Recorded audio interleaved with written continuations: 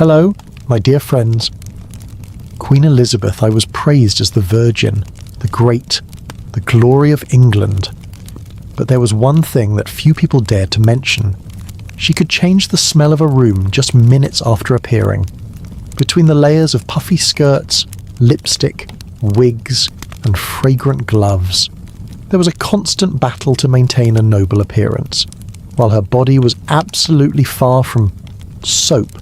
Tonight, we will turn that splendid court upside down to see what the smell of power really is.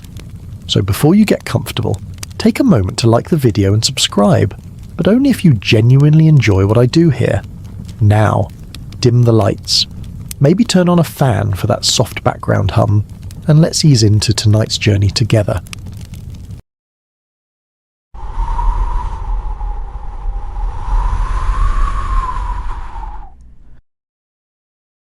If you ever find yourself dreaming of living in a palace, maybe with golden walls and velvet curtains, I'd like you to pause for a moment, just a quiet moment, and imagine this instead, a room that glows in candlelight.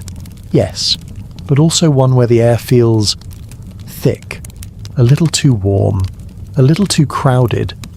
You take a breath and catch something you weren't quite prepared for.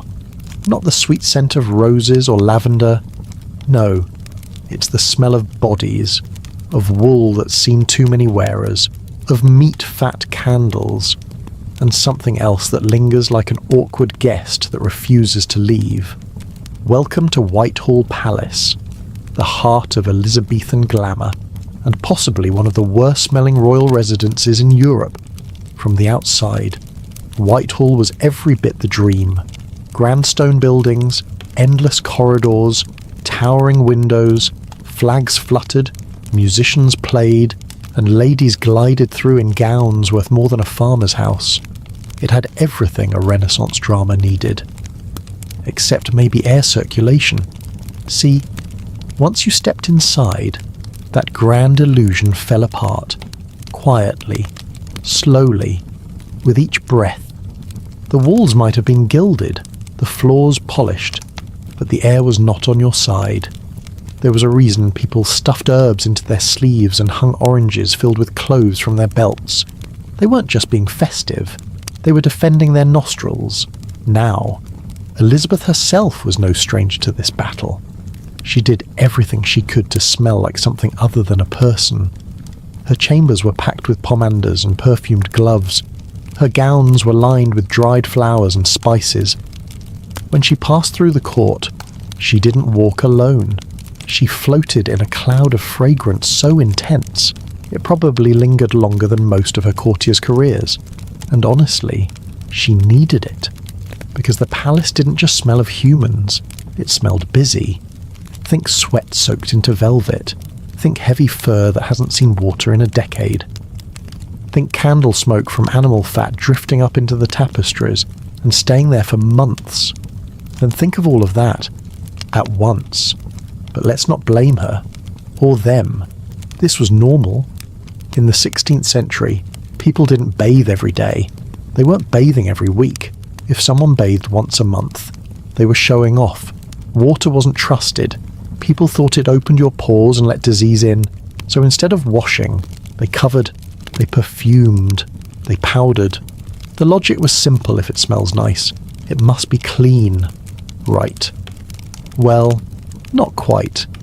Imagine wearing 5 layers of clothing, all day, in a crowded hall, while dancing and sweating and eating heavily spiced meat. Then imagine taking that same gown, hanging it up in your wardrobe, and wearing it again tomorrow, and the day after, and the day after that. You don't wash it, you brush it, you air it out by the window.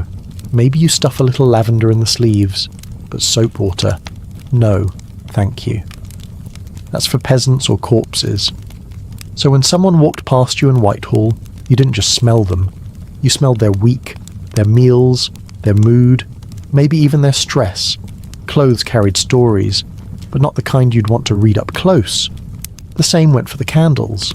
They were cheap, made from tallow, and burned day and night. The wax melted down the sides in greasy globs. The smell was part barnyard, part kitchen, and part something else, something vaguely alive. It wrapped itself around you and whispered, "This is royal life." Even Elizabeth's rooms, though packed with perfume, you weren't immune. The velvet absorbed everything. The feather mattresses breathed in the air and gave it back slowly. Her presence might have masked the worst of it, but anyone who stepped behind the curtain knew. The court was dazzling from a distance, but up close, it was a very different performance. And yet, nobody complained, or if they did it carefully. You didn't rise to power by saying the Queen's court smelled like a meat market on a hot day. Ambassadors might write it in their letters home, but in person, they bowed, they smiled, and they breathed through their sleeves. The thing is, smell was politics. Scent told you who had power, who had access, who could afford roses shipped from abroad, and who had to settle for stale rosemary. Smelling good wasn't just about personal preference, it was about proving you belonged. Elizabeth knew this better than anyone. Her smell wasn't accidental, it was curated, controlled. Her scent walked into the room before she did. But even the finest perfume has limits. And under all those layers of silk and saffron and civet, the truth still waited, that this palace, for all its beauty, stank. The gowns were brushed but never cleaned. The bodies were perfumed but rarely washed. That the people smiled through their teeth, even as they wondered what that smell was. Today, when we think of royalty, we imagine elegance, clean lines, crisp linens, white gloves. But back then, royal life meant sweat under pearls. It meant grease on velvet. It meant spritzing cinnamon oil over a stain and pretending it wasn't there. And everyone played along, because no one wanted to be the one who admitted the emperor, or in this case, the queen, might have smelled a little ripe. So yes, Whitehall was a palace, a real one, with grandeur and power and history.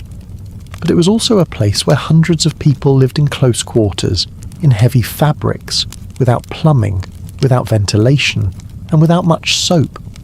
The truth didn't hide in the shadows. It hung in the air. You just had to breathe deep enough to notice. And now, as you rest your head, maybe tuck yourself under something soft and freshly laundered. Take a moment to be grateful. Grateful for hot water, for clean sheets, for laundry detergent. And maybe, just maybe, for not being a 16th century noble trying to dance through a summer banquet in a gown that hadn't seen water since Easter. Because, as glorious as the past might seem, it didn't always smell like roses. In Elizabeth's world, there was no such thing as a natural fragrance. If anyone thought they caught a hint of rose or citrus trailing behind her, let's be clear, it wasn't coming from her skin. It was coming from layers of musk and civet oil, dabbed and dusted with the precision of a battlefield tactic. The Queen didn't trust water, she trusted perfume, and she wore it not for charm, but for survival. She didn't just wear perfume, she armed herself with it. Before stepping out into the world, her maids would help her prepare. The process was slow, deliberate. First came the base thick oils rubbed into the wrists and behind the ears. Then the sachets were sewn into her sleeves, little bundles of clove, cinnamon, lavender, and rosemary. Finally, the finishing cloud of crushed resins, ambergris, or whatever expensive substance could stand between her body and the noses of her courtiers. This wasn't beauty, this was damage control. Because when you don't bathe, and you wear 5 layers of unwashed fabric every day, your body starts telling stories you'd rather keep quiet. And Elizabeth had no intention of letting the truth leak out from under her velvet gowns. She was a queen, a symbol, a myth in progress. And nothing kills a myth faster than a whiff of underarm. The court understood this too. Everyone reeked, of course. But how you reeked, that mattered. It was one thing to smell like sweat and old wool. That meant you were poor, or worse, forgettable. But if your stench came layered in expensive oils and imported powders, Then suddenly it was considered courtly, noble, even. Elizabeth just took it to the next level. She didn't simply cover her odour, she weaponized scent. There are stories of her scent lingering in a room long after she had gone. One ambassador described her presence as heavy in the air. Another mentioned how the room she occupied had to be aired out for hours afterward. No one dared say this to her face. Of course, not unless they wanted to find themselves reassigned to Ireland. But people noticed. They just chose to describe it in the polite language of the court. She was fragrantly sovereign, which is a delicate way of saying she smelled like she was losing a wrestling match with a spice market. But we have to give her credit. She made it work. In a palace where everyone stank, she managed to make her particular stench feel royal. She understood that perfume wasn't just about hiding the body. It was about projecting power. You could smell a peasant and wrinkle your nose. You could smell the queen and feel humbled. It wasn't fair, but it was effective. Her perfumes weren't cheap either. Musk had to be scraped from deer glands. Civet came from the rear of a wild cat. Ambergris was vomited up by whales and then left to ferment in the ocean. All of these ingredients were rare, foul, and absurdly expensive, which made them perfect for a monarch. She wasn't trying to smell clean. She was trying to smell rich, and in that, she succeeded. Still, even the strongest scent can only do so much. There were warm summer days when the layers of perfume and powder started to melt, revealing hints of the body underneath. Her wigs, which were powdered and perfumed just like everything else, began to trap more than just fragrance. Her gowns, never washed, were soaked in the residue of stress, illness, and the occasional overly long council meeting. The perfume didn't erase this, it just mixed with it. The result was something unique, something that couldn't be bottled. It was part myth, part meat, and part Middle Ages. The Queen smelled like herself, and the closer you got, the more you understood what that meant. But no one said a word. They bowed, they smiled, they kissed her glove and spoke about the weather. They never mentioned the way her presence seemed to settle on their skin long after the meeting had ended.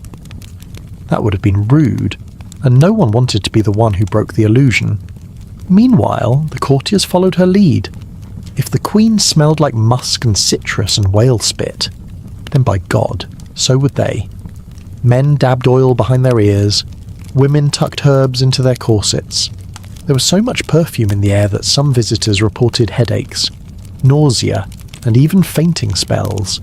Still, they smiled through it. Because in the 16th century, passing out from perfume was a sign you'd been in the presence of greatness. And truly, nothing about this was accidental. Elizabeth understood better than anyone that scent was not just personal, it was political. A clean smell meant control, a rich smell meant power, a strong smell meant presence. If you could smell someone before you saw them, then you were already in their orbit. She made sure her scent entered a room first. Her body came later. It's hard not to admire that kind of precision. Even if the method was, by modern standards, disgusting. Because let's not forget what perfume was covering. No baths, no deodorant, no dental hygiene to speak of. Just cloth, powder, sweat, and desperation. You could scrape off the top layer of one of her gloves and probably discover half a year's worth of court history in the residue. And maybe that's what made her scent so unforgettable. It wasn't just perfume, it was a biography. It told the story of a woman who had no choice but to become a legend, one pomander at a time. But legend or not, the truth always seeps through eventually. And if you want to understand the full picture, you'll need to look past the perfume, past the sleeves stuffed with rosemary, past the powdered wigs, and into the closet. Because the real story, the one that couldn't be masked, was hanging right there in plain sight. In the quiet corners of the palace, where the light was softer and the sounds were muffled by heavy curtains, gowns hung in stillness. Some had embroidery so fine it looked like it was stitched with hair. Others carried threads of gold that caught the candlelight just right. But if you stepped closer, not to admire with your eyes, but to breathe in gently, the truth would come through. These dresses didn't smell like lavender. Not really. They smelled like something trying to be lavender, like something that had seen too many bodies and too few buckets of water. At court, clothing was not cleaned, it was preserved, maintained, perhaps pampered, even, but never scrubbed, never soaked. The idea of putting fine velvet into water was unthinkable. It would shrink, stretch, bleed, die, and lose its shape. These weren't clothes meant to be washed. They were clothes meant to be brushed. So every morning, while the Queen sat at her table or stood before her mirror, someone was nearby with a stiff bristled brush, working down the folds of yesterday's gown. They turned it inside out, beat it softly, brushed the seams, and shook it near the window. Sometimes they would hang it on a stand near the fire to let the heat pull out the damp. But water, no, water was for the peasants and the rain. Instead, the clothing was scented. They tucked sachets of dried herbs into the linings, usually rosemary, lavender or thyme, sometimes bits of orange peel or cinnamon bark. They sewed the sachets into sleeves and bodices and hemmed them into the folds of petticoats. The smell wasn't strong enough to fool anyone up close, but it created a kind of illusion. From a few steps away, you might think the Queen smelled sweet. You'd have to get much closer to realise the sweetness was only skin deep. She changed her underclothes more often. Linen shifts, stockings, and things that touched the skin directly. Those were washed when they could be. Not with soap, exactly, but with a kind of rinsing and wringing that passed for cleanliness. Still, by the end of the day, they carried the truth of the body they covered, and by the end of the week, the layers on top had absorbed more than enough. Gloves were a category of their own. They were soft leather, sometimes lined with silk, often stitched with delicate patterns. But more importantly, they were soaked in scent, rose oil, violet, bergamot, and sometimes stronger things, like camphor or clove. The Queen wore them almost constantly. She gestured with them, held court with them, let nobles kiss them as a form of greeting. It was part tradition, part theatre, part hygiene. After all, it was better to kiss a perfumed glove than a hand that hadn't seen soap in weeks. These gloves were rarely cleaned. If they got too worn, they were replaced. If they got stiff, they were rubbed with scented pomade to soften the leather. Some were so richly perfumed that their scent outlived their stitching. But even then, the gloves carried more than fragrance. They carried the residue of meals, of handshakes, of long days spent gripping the arm of a throne. The dresses, meanwhile, carried history in their folds. One could argue they were more honest than the portraits. A painting might show a queen in perfect stillness, untouched by age or sweat. But her dress, hanging in a dark wardrobe, would tell another story.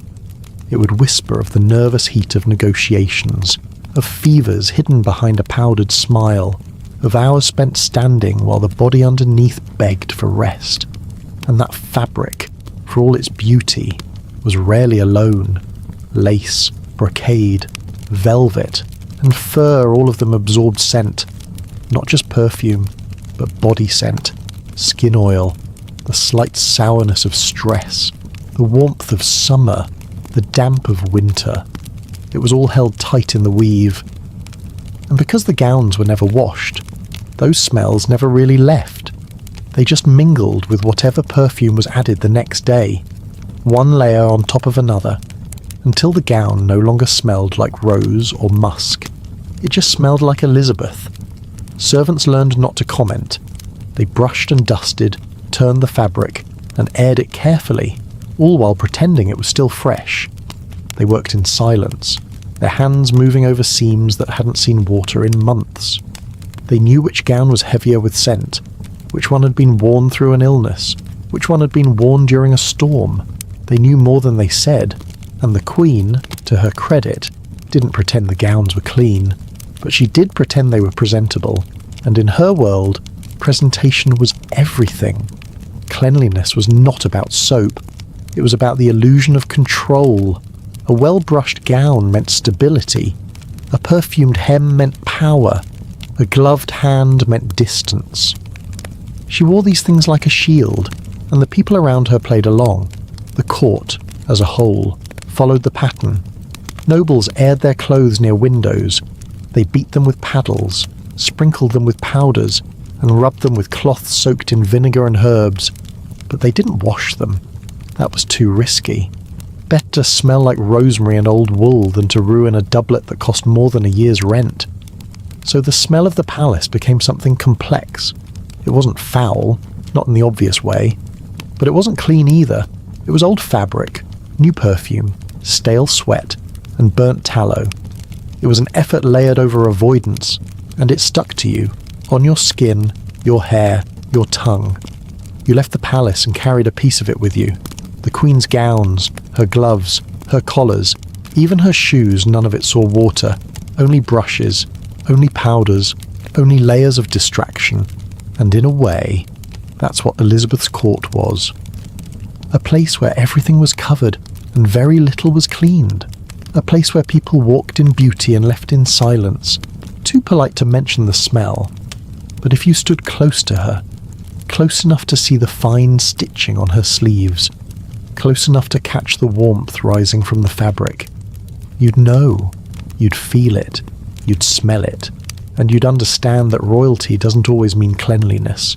Sometimes it just means no one is allowed to mention the dirt, and still, the worst of it wasn't the clothes, it was what lay beneath them, the skin, the sores, the sweat that soaked through the linen and refused to be ignored, because for all the perfume and the brushing and the lavender sachets, there was one thing Elizabeth could never escape, her own body. In Elizabeth's court, people didn't bathe, not really. The idea of stepping into a tub, soaking your body, letting water touch your skin from head to toe, wasn't just rare, it was considered dangerous. And for the people who lived in lace collars and heavy brocade, that danger was taken seriously. You could ruin your health, they said. Open your pores to bad air. Let illness creep in through the skin. So instead of washing, they perfumed. Instead of cleaning, they masked. Cleanliness, for them, was something you performed, not something you did. The Queen herself was no exception.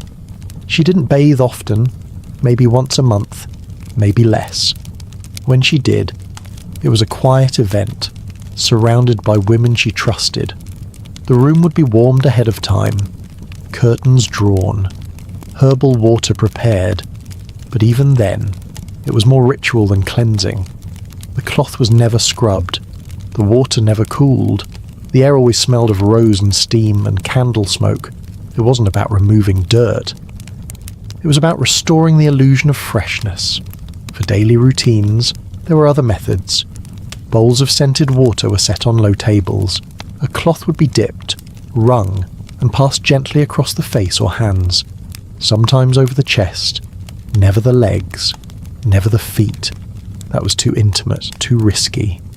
Perfumed vinegar was dabbed onto linen squares, then brushed along the neck, the temples, the wrists. It left behind a sharpness. Not quite clean, but not entirely unpleasant either. The goal wasn't to be clean. The goal was to smell like someone who didn't need to be. Tubs did exist, made of wood or lined with tin, but they weren't used in any regular way.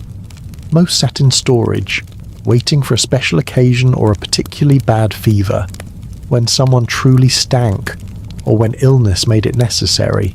Servants might prepare a bath, but even then, it wasn't something to celebrate. People stepped into tubs the way one steps into a doctor's office, with caution, with doubt, with the hope that they'd come out no worse than they went in. Herbal bags were a common substitute. Cloth pouches filled with dried flowers, mint, rosemary, and sometimes burnt orange peel. These were soaked in warm water and pressed against the body. The water turned cloudy, the scent was sharp, the feeling was comforting, but the skin remained, still oily, still dusty, still carrying whatever had settled there yesterday. And the day before, this system, strange as it sounds now, made sense to them. The people around Elizabeth didn't believe dirt was the problem. They believed smell was, if you didn't stink, you weren't dirty. If you smelled floral, you were clean. Even if the only thing touching your body was rose water poured over the same linen rag 3 times a week. It's tempting to laugh at it, to imagine nobles waving around their scented sachets while their skin cracked beneath layers of powder. But this wasn't laziness, it was logic, shaped by fear. The fear of plague, of unseen illnesses, of air that could turn deadly if it touched damp skin.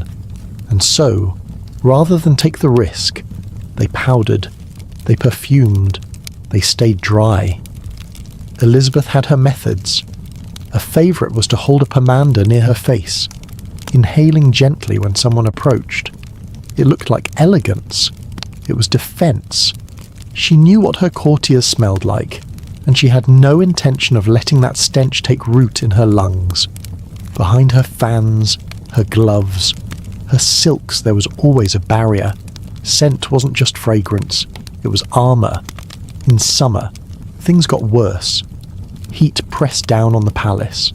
Layers of clothing stuck to the skin. Linen clung, hair matted, wigs turned sour. The air grew heavy with a mix of sweat and perfume and tallow smoke. And yet, no one reached for soap. No one drew a bath. Instead, they reached for more powder, more spice, more distraction. Sometimes, one could smell the queen before seeing her. A dense bloom of rose, musk, and something deeper. It floated through the halls, around corners, into rooms. It told you she was coming, and it told you too that she was trying to rise above the stink of her court, trying to stay sovereign in a world that refused to stay clean. The servants noticed. They always do. They washed the clothes, refreshed the bowls, scented the gloves, but they never said a word, because the system worked. No one talked about the dirt. So long as it smelled expensive, it wasn't real. And Elizabeth, for all her power, lived within that rule. Her body was sacred, untouched, above discomfort, but it was also human. It sweated, it ached, it cracked beneath the corset. And though she held herself like a statue, the body underneath kept telling the truth. Still, no one said a thing. But when the candlelight hit her gown just right, when the scent curled toward your face instead of away from it, the illusion faltered, just a little, just enough for you to wonder, and just enough to know. Because underneath all the perfume and powder and ceremony, something else lingered, something no bag of herbs could fully erase. And if you want to see just how far they went to hide it, you'll need to watch what she did to her face. There was a time when people looked at Elizabeth's face and saw perfection, pale as moonlight, smooth as porcelain, untouchable in every sense. From a distance, it didn't look like skin, it looked like a mask. But that was the point. She wasn't trying to appear human, she was trying to look eternal, untouched by illness, unshaken by time. And to do that, she needed more than just powder. She needed ritual, and a great deal of poison. Every morning, while the palace was still waking up and the halls were filling with smoke from the kitchen fires, Elizabeth sat in silence and began the process. Her maids knew the order. The clothes were laid out, the pigments arranged, the oils uncorked. The base came first, a thick layer of ceruse, made from white lead mixed with vinegar. It went on with a soft cloth, sometimes with a sponge. The texture was heavy, smooth, but with weight, like painting plaster onto warm skin. The lead made the skin look bright, whiter than any natural colour. In those days, pale skin was a sign of nobility. It meant you stayed indoors, that you didn't labour in the sun like common folk. So Elizabeth covered every inch of her face and neck, sometimes even her hands. The cerus created a blank surface, flawless, or so it seemed. Then came the shimmer, crushed pearls, ground fine, were dusted lightly across the cheeks and forehead. They gave her a glow that flickered in candlelight. Not a healthy glow, not something that came from within, but something reflected, manufactured. The kind of beauty that looked best from across the room, not up close. For colour, she used vermilion, a deep red pigment made from mercury sulfide. It was mixed with a bit of oil and tapped onto the cheeks, just enough to suggest warmth, a pulse, a hint of youth that no longer came naturally. On some days, her lips were tinted too, not always, but when she needed to appear strong, the red helped. None of it was safe, not the lead, not the mercury. Over time, they burned the skin, caused rashes, ate into the soft tissue, but there was no turning back. The more the makeup damaged her skin, the more she needed it. It became a cycle. Cover the damage, cause more damage, cover again. Servants began to notice. They said nothing, of course, but they saw the red patches, the rawness around her nose, the way her face had to be rebuilt each morning with thicker layers. A diplomat once wrote that her appearance seemed to melt by evening. Another noted how different she looked when she turned her head. The illusion only held from the front, and yet she continued. Because she had to. The Queen couldn't appear weak, not in public, not even in private. Her body might ache, her teeth might rot, but her face had to stay steady, pale, bright, fixed. It was her shield, her symbol, and perhaps, in the quietest parts of her mind, her prison too. She rarely touched her face, not in public, not even to adjust a curl. That was left to the maids, who wiped and brushed and powdered in silence. They learned to keep a steady hand, a soft voice. They saw the lines that deepened each year, and the thinness beneath the jaw, but they said nothing. Their job wasn't to reveal the Queen, it was to maintain her. By the time she stepped into the public eye, the transformation was complete. Her skin looked flawless, her cheeks flushed, her eyes were bright, but beneath it all was something tender, something raw, and every evening as the paint was wiped away, the truth returned, bit by bit, crack by crack. Elizabeth's skin grew more sensitive as she aged. Some days, the makeup stung. Other days, it refused to stay in place. Her hands, once steady, began to tremble. Her eyes tired more quickly, but she never stopped, even when her ladies had to do most of the work, even when the pigment flaked, even when her reflection turned unfamiliar. And the strange part is, no one questioned it. Not the courtiers. Not the ambassadors. Not even the poets who wrote verses about her glowing face. They knew it wasn't natural. They just didn't care. Because the illusion was more important than the woman beneath it. Elizabeth wasn't just a person. She was a painting in motion. A statue that spoke. And as long as the powder was thick enough, no one had to think too hard about what was underneath. Sometimes, when the light hit her just right, the makeup shimmered like a mask of glass. People would stop and stare, not because she looked beautiful, but because she looked permanent, unchanging, as if time had forgotten her. But time never forgets, and neither does skin. The longer she wore the lead, the more it wore her down, and the more she faded beneath it. What began as a disguise became her face, and what began as a way to appear alive became a way to hide how tired she was. Still, she smiled. Still, she stood. Still, she turned her cheek to be kissed through gloves and lace. Because the Queen could not falter, not in the face, not in the posture, and certainly not in the scent. But there were days, quiet days, when the paint cracked a little sooner, when the smile didn't quite reach her eyes, when the powder clung too heavily to skin that had grown thin. And those were the moments when her ladies moved a little faster, brushed a little softer, and held their breath. Because if the mask slipped too far, there would be nothing behind it but flesh and fatigue. and all the perfume in the world couldn't keep that from showing. Her face could be painted, her scent could be sculpted, her gowns could be brushed until they shimmered like frost in candlelight. But there was one thing Elizabeth could never quite hide. Her mouth, the teeth behind the smile, the breath that floated out between words, that, no matter how many herbs she chewed or gloves she wore, had a way of slipping past the mask she built. She loved sweet things. It wasn't a secret. Sugar had become a symbol of wealth in her time, something imported, refined, and prized. She had access to it in ways her subjects could only dream of. Candied violets, marzipan, sweetmeats packed in decorative boxes, sugared almonds by the handful.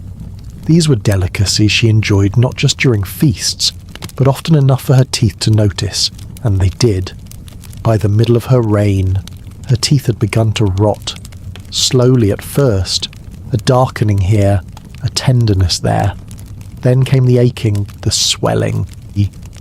The silent hours where she pressed a cloth to her cheek and willed the pain away. Her doctors tried what they could, but dentistry in the 16th century was closer to punishment than medicine. They had powders to rub on the gums, cloves to chew, metal picks to dig at decay, and if all else failed, they had forceps, iron ones, with no anaesthetic, just grip and pull and hope. She resisted treatment as long as she could. The thought of showing that kind of weakness, opening her mouth and letting someone peer inside, made her stomach turn, but the pain wore her down. Eventually, she allowed a few trusted physicians to help, quietly, behind closed doors, far from the eyes and ears of the court. They packed her molars with softened waxes, applied oil-soaked cloths, sometimes even ground opium into a paste, and rubbed it along the gum line. It dulled the pain, but only for a while. Her breath began to change. It grew sour, thick. It carried not just the scent of her meals, but the deeper scent of something festering, the kind of smell that curled at the edges, that made people lean back without realizing it. And yet, no one said a word, not to her, not directly. The Queen did not smell. The Queen could not smell. So when conversation grew difficult, when heads turned slightly to the side, when fan after fan fluttered in a silent breeze, no one dared admit why. They spoke in euphemisms. She seemed tired. She was not feeling herself. The weather had worn her out, and always they blamed the room, the heat, the closeness, the season, but never the breath itself. She knew, of course. You always know. The human nose is honest. More honest than words, more honest than mirrors. She noticed when people flinched. She saw the hesitation in their eyes, the slight delay in their approach. And so she adjusted. She spoke less in close quarters.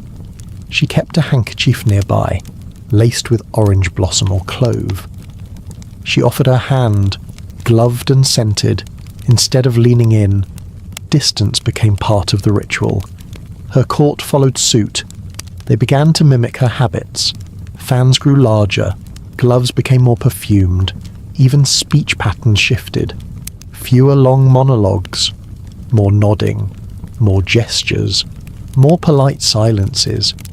It became easier to flatter from a distance. Safer, too. No one wrote openly about it in their letters, but the hints were there. A visiting noble once mentioned the air around her being thick with dignity. Another described the Queen's presence as rich and enveloping. Delicate phrases, carefully chosen, meant to say what couldn't be said. Behind the lace and velvet, behind the legend, there was a woman who had stopped smiling quite as wide. Still, she kept the illusion alive. The portrait showed her with tight lips, perfectly closed, untroubled. The poets praised her smile as radiant, her breath as sweet. But behind closed doors, the doctors grew more concerned. The extractions were becoming more frequent. Some teeth fell out on their own. Others had to be removed. Over time, Chewing became difficult. She began to avoid certain foods. She ate slowly, picking at soft dishes, soups, stewed fruits. Even her favourites began to lose their appeal. There were rumours, of course, whispers that she sometimes refused to eat in public. She left banquets early, that she spent hours alone after meals, rinsing with rose water, resting. But these stories never made it into the official histories. The Queen was strong. The Queen was eternal. She couldn't be brought low by something as small as a tooth. And so the silence continued. In the privacy of her chamber, she endured it. The smell, the pain, the bleeding, the dread of the next meal, and the court kept its distance, careful not to mention what they all sensed. Because if the Queen's mouth betrayed her, the illusion cracked. And no one wanted to live in a world where the Virgin Queen had to excuse herself for bad breath. There's something deeply human in that, in the way people protected the image, even as the reality slipped further away. They weren't lying, not exactly. They were preserving something larger than one woman, a myth that had carried them through wars and doubts and years of plague. And if that meant ignoring the smell, then so be it. But history has a nose of its own, and over time, the truth begins to show. In the letters, in the treatments recorded, in the subtle changes to her routine, in the way she kept her lips pressed together, even when laughing, even when hurting, because behind the powdered face and perfumed gloves, there was a mouth that suffered in silence, and behind that silence, a queen who ruled through pain no one dared name. Somewhere in the quiet heart of the palace, behind the carved doors and velvet curtains, stood a chair. It didn't look like much at first glance. Plain, wooden, with a cushion that had seen better years. But lift the lid, and the truth sat waiting. This was no throne. This was the Queen's private seat, her close stool, her toilet, though no one dared call it that out loud. It was made to look modest, respectable, even. A sturdy piece of furniture, tucked in a corner like a reading bench.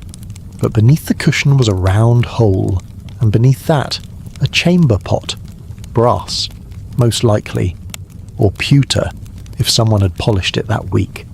It was designed for dignity, for discretion, because even a queen, painted and perfumed and draped in lace, still had to relieve herself. She didn't go alone, of course. There were attendants, trained in silence, who helped manage the process. They brought the basin, the cloths, and the fresh herbs. They poured scented vinegar into small bowls. They folded towels with practiced hands and kept their eyes lowered. They didn't speak unless spoken to, because this wasn't just a bodily function. This was a ceremony. There was no plumbing in Whitehall, nothing that flushed, drained, or disappeared with a lever. Everything stayed where it landed until someone came to carry it away. That someone was not the Queen, nor her ladies. It was a servant, lower in rank, higher in discretion, tasked with the removal of waste from the royal body. Their job was simple and constant. The room wasn't sealed, but it was closed. Heavy drapes were drawn. Windows, if they opened at all, were narrow and high. Air didn't move so much as settle, which meant the smell did too. A quiet presence, never acknowledged, always present. A scent that clung to the walls and whispered reminders that beneath the silk and ceremony, there was always flesh. They tried to manage it. Scented sachets were hung from hooks. Bowls of dried lavender sat near the door. Orange peels soaked in vinegar were left on wide dishes to slowly sour the air in a more acceptable direction. Sometimes, someone would walk through with a censer, swinging it gently, letting thin trails of smoke drift through the stillness. But it never lasted long. The room always reclaimed its truth.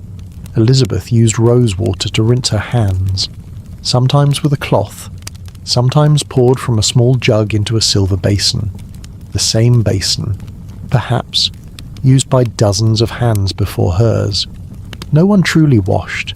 They dabbed, they freshened, They pressed scented cloths to the skin and called it clean.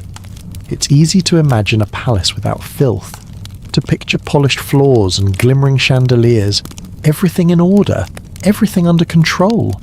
But underneath the surface, the truth always waited. The Queen's close stool was not unique. Every noble had one, every hallway had its faint trail, and the servants knew where to walk and where not to breathe too deeply. The waste was carried away daily, sometimes more, sometimes less. It depended on the mood of the palace, on the weather, on the cook's success or failure, and every bucket, every pot had to be walked by hand to a pit or cart or river, quietly, carefully, without drawing attention, because no one wanted to be reminded that behind the velvet there was always this. The stool itself was kept clean as it could be, scrubbed with vinegar, wiped with cloth soaked in thyme and sage, covered with fresh linen when needed. But the pot beneath told its own story. It held more than waste.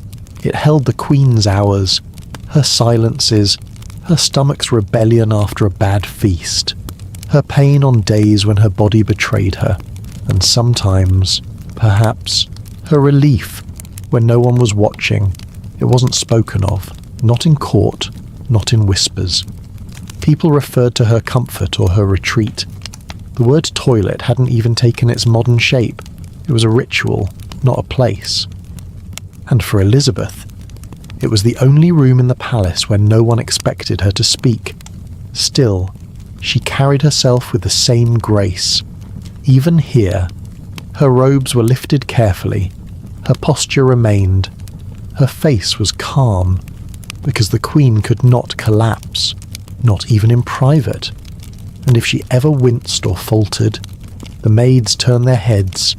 The dignity had to be protected, always, but the smell could not be denied, and some days it crept out beyond the curtains, down the hall, into nearby chambers. No one mentioned it. They opened a window, lit another candle, dabbed more perfume on their cuffs, and carried on. It became a part of the palace itself. The scent of bodies and waste, of vinegar and lavender, of smoke and silence. A smell that settled into the stone and rose with the warmth each morning. It was not foul, not exactly, but it was human, deeply, undeniably human. And no matter how much they perfumed it, it never quite went away. Elizabeth knew this. She wasn't naive. She understood the limits of perfume, of powder, of pretense. But she also understood the necessity of pretending. And so the stool was kept hidden. The scent was managed, and her gaze stayed steady. Because if a queen could smile while standing in sickness, she could certainly sit in silence and make the world believe she did not need it all. And yet, beneath her chair, beneath the floor, and beneath the palace itself, something was brewing. Something larger than one chamber pot. Something that couldn't be wiped away with rose water. Even after stepping away from the close stool, the ceremony didn't end. The Queen would lift her hands and extend them slightly, and someone would bring over the basin, not filled with clean water, but with a solution of rose water or vinegar, lightly warmed, sometimes scented with clove or thyme. She didn't scrub, no lather, no soap, just a careful rinse, dabbing the fingers, smoothing the palms. It wasn't about removing anything, it was about restoring the illusion. This gesture, so soft and perfumed, made its way into the royal routine like a quiet bow. People around her mirrored it, not because they understood germs, no one did, but because touching was a daily ritual. The Queen touched letters, hands, gloved fingers, rings. She was kissed on the hand at every formal event, and each time, someone else's breath came close to her skin. But don't be mistaken, this was not widespread hygiene. Elizabeth's rosewater rinse was more a form of etiquette than a habit of health. Most members of the court saw no reason to clean their hands unless food or filth made it necessary. They wiped their fingers on napkins, sleeves, or the edge of the tablecloth, then reached for a goblet. They dipped their fingers into bowls of dried fruit. They pulled at roasted meat with their bare hands. Then they went right back to dancing. After banquets, servants might bring scented cloths to the noble tables. These were waved lazily across the fingers, like brushing away a bit of ash. The rich did not wash. They freshened. They disguised. A courtier might carry a lemon peel in his pocket, ready to rub between his palms to cut through the stronger smells. Others kept a small bottle of vinegar in their pouch, dabbed on their gloves to appear polite, but gloves were rarely removed, and the hands inside told a different story. It was the same with the ladies, sleeves long enough to wipe, rings thick enough to trap grease beneath them. Silk gloves that hadn't been turned inside out in weeks. The perfumes on their wrists clashed with the odour of untouched skin. Some wore pomanders, little orbs filled with herbs and resin, hanging from their waists or tucked into folds of fabric. A subtle hint of cleanliness, floating beside a much louder truth. During court dances, hands were joined, twirled, and lifted. Sweat passed easily. Heat rose. Gloves rubbed against gloves, and bare fingers brushed against brocade. The perfume mingled with skin, but no one stopped to wash. They were too busy smiling, laughing. They showed off how graceful they could be in heavy gowns and tight shoes. The filth moved between them like a guest no one invited, but no one dared to mention. There were gestures to signal refinement, offering your gloved hand for a kiss, holding a perfumed cloth to your nose while walking past the servants, dipping fingertips into a shallow dish of herbs before a meal. These replaced soap. They stood in for water. And in a palace as grand as Whitehall, they were enough. But what wasn't visible was how quickly things travelled. A touch on the hand, a cough during conversation, a borrowed fan. The nobles passed more than gossip. Illnesses slid from skin to skin. A fever in one corner of the ballroom became a whisper by morning.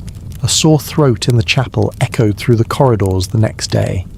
And still, the basin stayed empty. Still, the rosewater was for the Queen alone. Elizabeth, to her credit, was more cautious than most.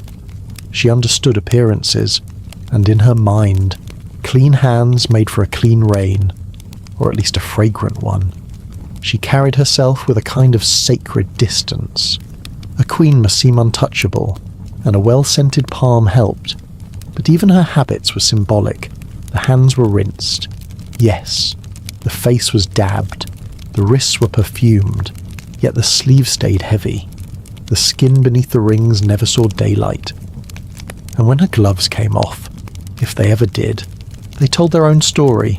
Not filthy, but not fresh either. Somewhere between presentable and persistent.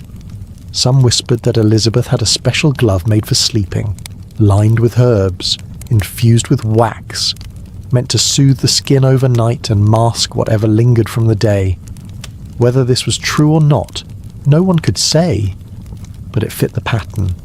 Cleanliness was performance, a layer, a scent, a glove between truth and touch.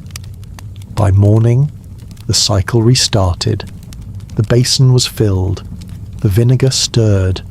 The clothes were folded neatly beside her mirror. She would press her fingertips into the bowl and lift them again, letting the scent rise like incense, a queen's ablution, half ritual, half mask, and wholly accepted. Meanwhile, in the other corners of the court, fingers remained darkened with ink, with soot, with meat juices and powdered sugar.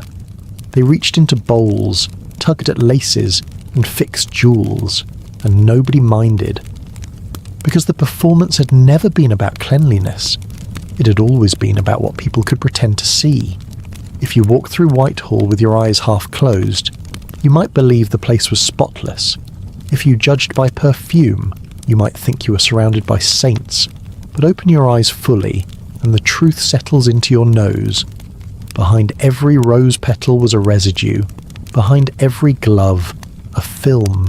Behind every hand, the unwashed echo of someone else's day. And just like that, we move from fingertips to fabric, because what touched those hands most often was not soap, but sleeves. Gowns brushed against elbows, cuffs were adjusted, scarves were passed from one perfumed body to the next, and those gowns, those carefully kept, rarely washed, endlessly brushed gowns, they had secrets of their own. They hung there like banners of power, each cloak heavy with embroidery, trimmed with fur, stiffened with ornate collars. From a distance, they looked like they had been stitched by angels, but up close, they smelled like people, not just any people, but the kind who sweat through ceremonies, who sit under heavy wigs, who dance in velvet halls warmed only by candle heat and breath. These were not freshly laundered garments. They were costumes of survival, scented but never soaked. Every morning, the routine began quietly. The maids turned the cloaks inside out, their fingers grazing the lining where skin had rubbed against fabric for weeks. They shook out the dust gently, never too hard, for the seams were old and the threads held grudges. They hung each piece near a cracked window, letting the breeze carry away the worst of it, but not too long, since sunlight could fade the rich dyes and ruin the illusion of opulence. There was no washing, no basin, no soap. These were luxury items, and water was considered an enemy. A single drop could stain, a full rinse could unravel. Instead, there were brushes with stiff bristles, used to sweep away what little dust clung to the outer surface. They didn't clean the garment. They convinced it to look presentable, at least under a low candlelight. Perfume sachets were tucked into every fold, lavender for one dress, orris root for another, sometimes clove or dried rose petals. They were sewn right into the hems, hidden between pleats and shoulder seams. The idea was not to create a pleasant scent, but to disguise the unavoidable. A cloak that had never touched water was never going to smell like linen, but it could smell expensive. Some cloaks had not been worn in months, yet they carried the memory of every previous use. A faint trail of rouge where the queen's cheek had brushed the collar, a darker stain near the cuffs where wine had splashed and dried. The scent of long council days, of heated arguments behind closed doors, of rituals that lasted into the night. No one dared wash any of it away. These were not just garments, they were living archives. The Queen's attendants were trained in the art of maintenance without cleansing. If a cloak bore a mark too visible to ignore, they stitched a flower over it. If a smell became intolerable, they rotated the garment into storage and waited a season before bringing it out again. But they never said the word dirty. It was considered too ordinary, too undignified for the royal wardrobe. Elizabeth had hundreds of gowns, yet she often returned to her favourites, not because they were fresh, but because they performed well. A stiff hem held posture, a layered bodice gave the illusion of strength. A well-brushed velvet looked new from a throne, even if it smelled like last summer's heatwave up close. Even the undergarments, the linen shifts worn closest to the body, were only washed when necessary, and necessary had its definition at court. A spot of vinegar might be dabbed under the arms, a sachet tucked into the bodice. Washing was for servants, for farm women, for people without tapestries in their bedrooms. The air in the wardrobe chamber carried the weight of this approach. It did not smell of cleanliness, nor of decay. It was something in between. Dry herbs, a hint of old sweat, the cloying sweetness of rose oil mixed with the sharpness of camphor. It was the scent of effort, layered day after day, until it became familiar, until it became part of the crown. Once, a foreign envoy whispered that England's court smelled like a church on fire. No one corrected him. It wasn't far from the truth. Resinous, smoky, sanctified, but mostly flammable, and it was flammable. Some attendants worried that the amount of musk, oils, and powders rubbed into the fabrics could set off sparks if they stood too close to the hearth. There were quiet accidents, a sleeve too near a candle, a sash that smouldered after brushing against a lantern, but these were not spoken of. Image came before risk. Always. In this court, being clean was not the same as appearing clean. A spotless cloak was not to be trusted. It meant it had not yet been worn by the Queen, had not absorbed her presence, had not played its part in the great theatre of monarchy. Each garment told a story, not one of freshness, but of continuity, of ritual, of scent as memory, as power, as camouflage. Because no one could smell like lavender and myrrh without a reason. It took planning, it took discipline, it took a careful understanding that even dirt could be shaped into something regal.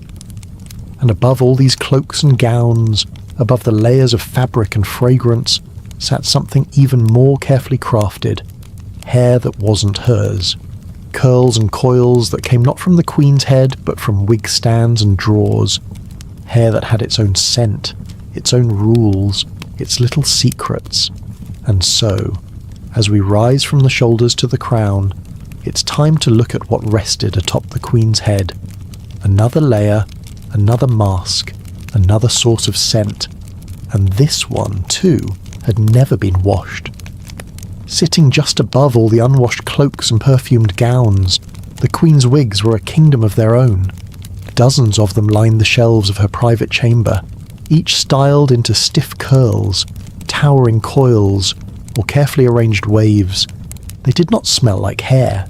They smelled like cinnamon bark, violet powder, burnt herbs, and old candle smoke, and that was intentional. Elizabeth didn't wear these wigs to fool anyone. Everyone at court knew her real hair was thinning, that the bright copper red had long faded into something more fragile and grey. The wigs weren't for deception, they were for display. Each one was an ornate sculpture, lacquered in wax, sprinkled with perfume powder, and so heavily scented that a breeze could carry their smell down a corridor before the Queen even arrived. But there was a price. These wigs were never cleaned. Not once. They were too fragile for water, too stiff for combs. So whatever touched them stayed. Bits of face powder clung to the roots. Traces of rouge settled near the temples. On hot days, sweat would rise from the Queen's scalp and mix with the oils, creating a scent that was uniquely hers, sweet, spicy, slightly sour, and unmistakably royal. The wig attendants tried their best. They would dust each piece gently with perfumed starch, layer on another veil of crushed lavender or bergamot, maybe dab a little vinegar to tame the sharpness, but there was no fixing the core problem. A scented wig is still a used wig, and in the summer months, with firelit chambers and no ventilation, those scents became assertive. When the Queen leaned down to whisper to a courtier, they would sometimes flinch ever so slightly, not out of fear, but from the thick blend of aromas rising from her hairline. It wasn't offensive exactly, just overwhelming, a mix of heat, herbs, and history condensed into every strand. You didn't so much smell it to survive it. Over time, each wig developed its personality. One might carry the deep spice of cloves and pepper, another the sticky sweetness of dried rose petals. One unfortunate piece picked up a lingering note of mildew after being stored too close to the tapestries during a damp spring. It was given a new name, the Widowmaker, though no one said it aloud when the Queen wore it. Of course, no one would dare suggest washing them. The wigs were considered too sacred, too entwined with royal ritual. To wash them would be to erase the hours of labour, the layers of meaning, so instead they were aired out near windows, brushed with squirrel tail brushes, and left in boxes lined with mint leaves. Whether or not it helped was debatable. This olfactory theatre served a purpose. The Queen's scent, rising from hair, cloak, gloves, and skin, was a signal. It told courtiers when she had entered the room. It told foreign envoys that they were in the presence of something beyond human. It told servants to stay back if they were overly sensitive to musk. The wigs were not just hairpieces, they were crowns in disguise, heavier than they looked, uncomfortable to wear, and impossible to forget. Some were studded with pearls, others topped with feathers or netting, and all of them were stiff with product. One strong breeze could probably lift the whole thing off, if not for the strategic use of pins. There were rumours that the Queen sometimes slept upright to preserve her wigs between events, that she had a special frame to hold her head steady, and that her maids would resent the hair in the early morning hours without waking her. These tales were likely exaggerated, but not entirely unbelievable. After all, image was everything, and the Queen's image had a smell. No one in her court could imitate it exactly, though many tried. Lesser nobles powdered their hair with similar mixtures, hoping to channel a little of her presence, but they didn't have the layers. The years, the practiced weight of wigs worn like armour. What they had were imitations, sweet and thin, lacking the full-bodied intensity of the Queen's original formula. To stand close to her was to feel part of a ceremony. Not just visual, but visceral. You saw the brightness of the wig, the shimmer of powder, the stiff lace edge pressed to her temple, and you smelled the history, the effort, the stubborn refusal to be ordinary. And beneath all those layers of scent and starch, behind the curls that never moved and the wax that never melted, was a very human head, tired, aging, and sweating through the rituals of being divine. But the court didn't want a human. They wanted a monument, so she gave them one. Every morning, one wig at a time, and just like the cloaks, just like the gloves, each wig was only part of the surface. There were still deeper layers, still more rituals to hide the truth. And as we move from crown to fingertip, the story continues, in every scented glove and unwashed hand that reached out for power. By the time a visitor reached the inner halls of Elizabeth's court, they had already entered a world shaped not just by golden velvet, but by scent. The corridors reeked of intention, not chaos, not dirt, but purposefully layered perfumes, pressed into every thread, powdered onto every wig, smeared into every glove. Politics, here, didn't start with words, they started with smell. If a noblewoman wore violet oil, she was signalling refinement. If a courtier's coat reeked of civet or musk, it meant he had money, or at least access to someone who did. The poorer attendants, if allowed near, smelled faintly of old wool and whatever herbs they could afford to stuff in their sleeves, but their presence was tolerated only briefly, because in this world, stink was status, or rather, the absence of it was. The Queen herself was a symphony of curated smells. She didn't just want to look untouchable, she wanted to smell untouchable, and she achieved it. Whether standing at the top of the great staircase or walking slowly through the privy chamber, her scent arrived before her. People turned, not because they heard her footsteps, but because they caught a waft of rose oil mixed with something darker, something foreign, something expensive. That scent was her shield, her calling card, her brand. It was carefully engineered to overwhelm, to announce without speaking, to leave a trail of memory in every room she passed through. This was not luxury. This was a strategy. Foreign envoys would later write about the atmosphere of the English court. They spoke not just of the splendour, but of the intensity of the air.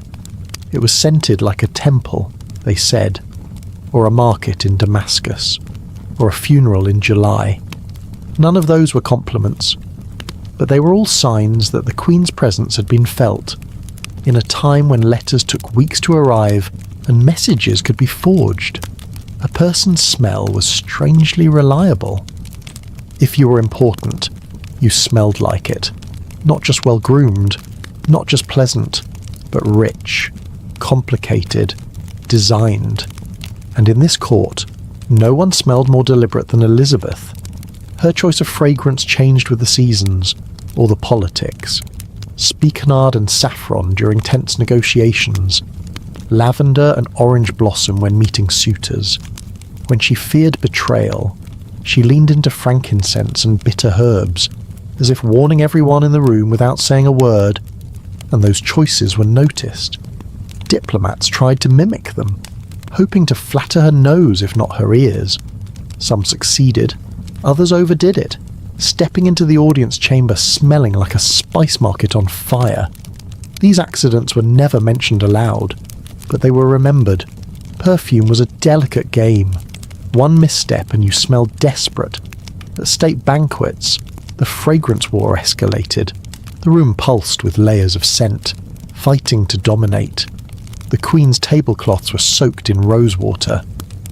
Her silverware was wiped with orange oil, her gloves reeking of ambergris. The entire affair was less about food and more about breath control. Those who couldn't handle it coughed quietly behind their napkins and hoped no one noticed. It wasn't just about excess. It was about control. If Elizabeth's scent could fill a room, it meant the room was hers. If her presence could be felt through the nose, even before a word was spoken, then her power was complete. Even in paintings, artists tried to capture it. They gave her powdered skin, perfumed gloves, a faint mist of something invisible hovering around her image. Viewers centuries later don't notice it, but the people who stood near her did. They knew that being close to the Queen meant inhaling her rules. The court adjusted accordingly. Meetings were scheduled after baths. Visitors were warned to wear scent, but not too much. Maids walked behind the Queen carrying sachets of dried herbs, just in case the air needed adjusting. The Privy Council debated policy in rooms thick with orris root and burning resin. Decisions were made through clouds of perfume. Rebellion, when it came, had to pass through lavender. It is easy, now, to laugh at it all, to imagine a monarch obsessed with smell, as if fragrance could hold a kingdom together. But in her world, it did. Scent was loyalty. Scent was obedience. Scent was fear, hope, and command, all rolled into one invisible veil. And it worked. Because in a time before microphones, before headlines, before photography, the Queen's scent was her first impression and her lasting legacy. No one forgot it, not even those who tried. And as we drift deeper into this world of aromas and illusions, it becomes clear. The court wasn't just a place of beauty and power. It was a battlefield of scent, and at the very top of it all stood a woman who understood that sometimes the best way to silence a room was to overwhelm it without a single word. There was a moment, just after entering the Great Hall, when the air itself seemed to pause. It didn't move like normal air. It didn't feel fresh or free. It pressed in on the skin, thick and warm, as if it had been used too many times by too many lungs. And then, the scents arrived, not one by one, but all at once. A storm of roses, musk, cloves, wine, old fabric, incense, and something darker, sour, and sweet at the same time. This was not an accident. This was court life in full bloom. Each person who stepped through those velvet-draped doors brought their contribution to the royal bouquet. A duke might wear rosewater in his beard, with a hint of brandy on his breath. A lady-in-waiting might smell like pressed violets and the garlic from yesterday's stew. Some carried notes of sandalwood and frankincense. Others, less lucky, carried the scent of mildew, damp shoes, or a too long-worn corset. No one noticed anymore. It was the background noise of the nose. A shared, silent agreement to pretend everything smelled fine. This mixture, this grand pot of humanity's best and worst, became a kind of identity. Foreign ambassadors wrote about it in coded language. They called it the warm atmosphere or the richness of presence. But everyone knew what it meant.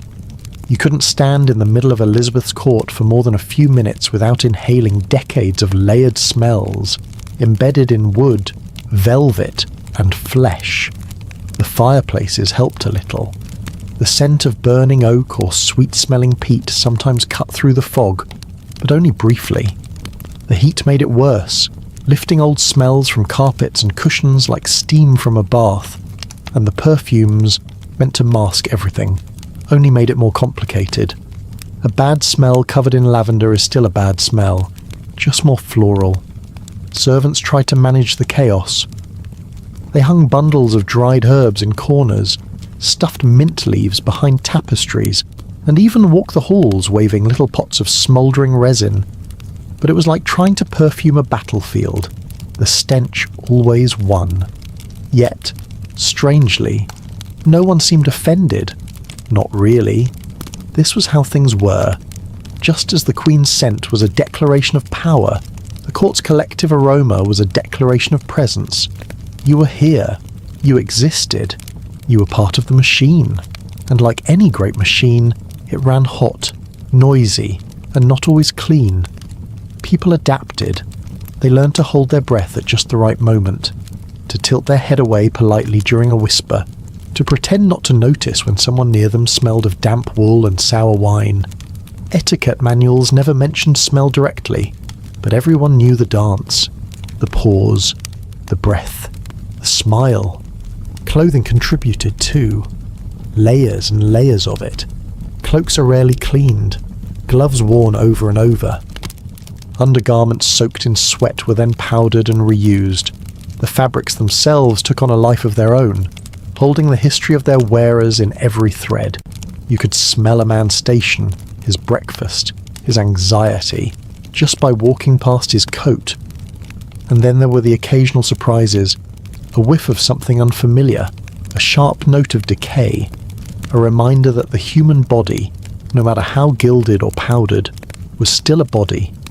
Once, a visiting noble fainted in a side room, not from emotion, but from a sudden shift in scent too strong to explain. No one laughed. They understood. It could happen to anyone. Even the Queen wasn't immune. Though her scent was tightly controlled, the air around her wasn't. Courtiers crowded close, their aromas colliding like wayward ships. One advisor, it was whispered, had a personal musk so persistent it outlasted his presence by nearly an hour. He was eventually reassigned to outdoor duties. In this court, smell was part of memory. You didn't just recall a conversation. You remembered how it smelled. The cinnamon on a diplomat's breath, the decay of an aging lord's robes, the sharp citrus trailing behind a rising favourite. These things lingered longer than words, and yet, for all its pungency, no one tried to change it. Cleanliness was not the goal. Survival was. The image was. And in the hierarchy of needs, the comfort of one's nose ranked far below the comfort of one's crown. So the court endured. They powdered and perfumed, layered and masked, breathed shallowly and smiled often, because the smells were not a failure of the system. They were the system, a living map of power, privilege, and proximity. And as we move forward, deeper into the rituals of daily life in Elizabeth's world, that truth remains. Behind the painted faces and embroidered gowns, behind the politics and pageantry, was always the same inescapable reality. Everyone smelled, and everyone pretended they didn't. There is something strangely theatrical about the way Queen Elizabeth I presented herself to the world. It wasn't just about power or control. It was about maintaining an image so carefully crafted, so obsessively preserved, that even the dirt underneath had to sparkle somehow. This was not a woman. This was a symbol, a carefully powdered ghost in a gown that rustled with mythology. People didn't bow to her flesh and blood. They bowed to an illusion wrapped in silk and legend, and that illusion had to smell pleasant, even if it sat on top of weeks-old sweat. Each morning, her attendants prepared the stage. They didn't simply dress her, they assembled her. First came the base, the skin. It had to appear pale, smooth, and unblemished.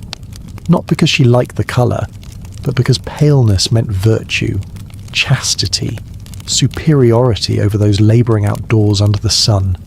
So they painted her face with a thick layer of Venetian ceruse, a delightful combination of white lead and vinegar. It cracked over time, but no one dared point it out. To the outside eye, it was just porcelain beauty. To anyone up close, it was a delicate crust of poison, a mask that grew heavier each year.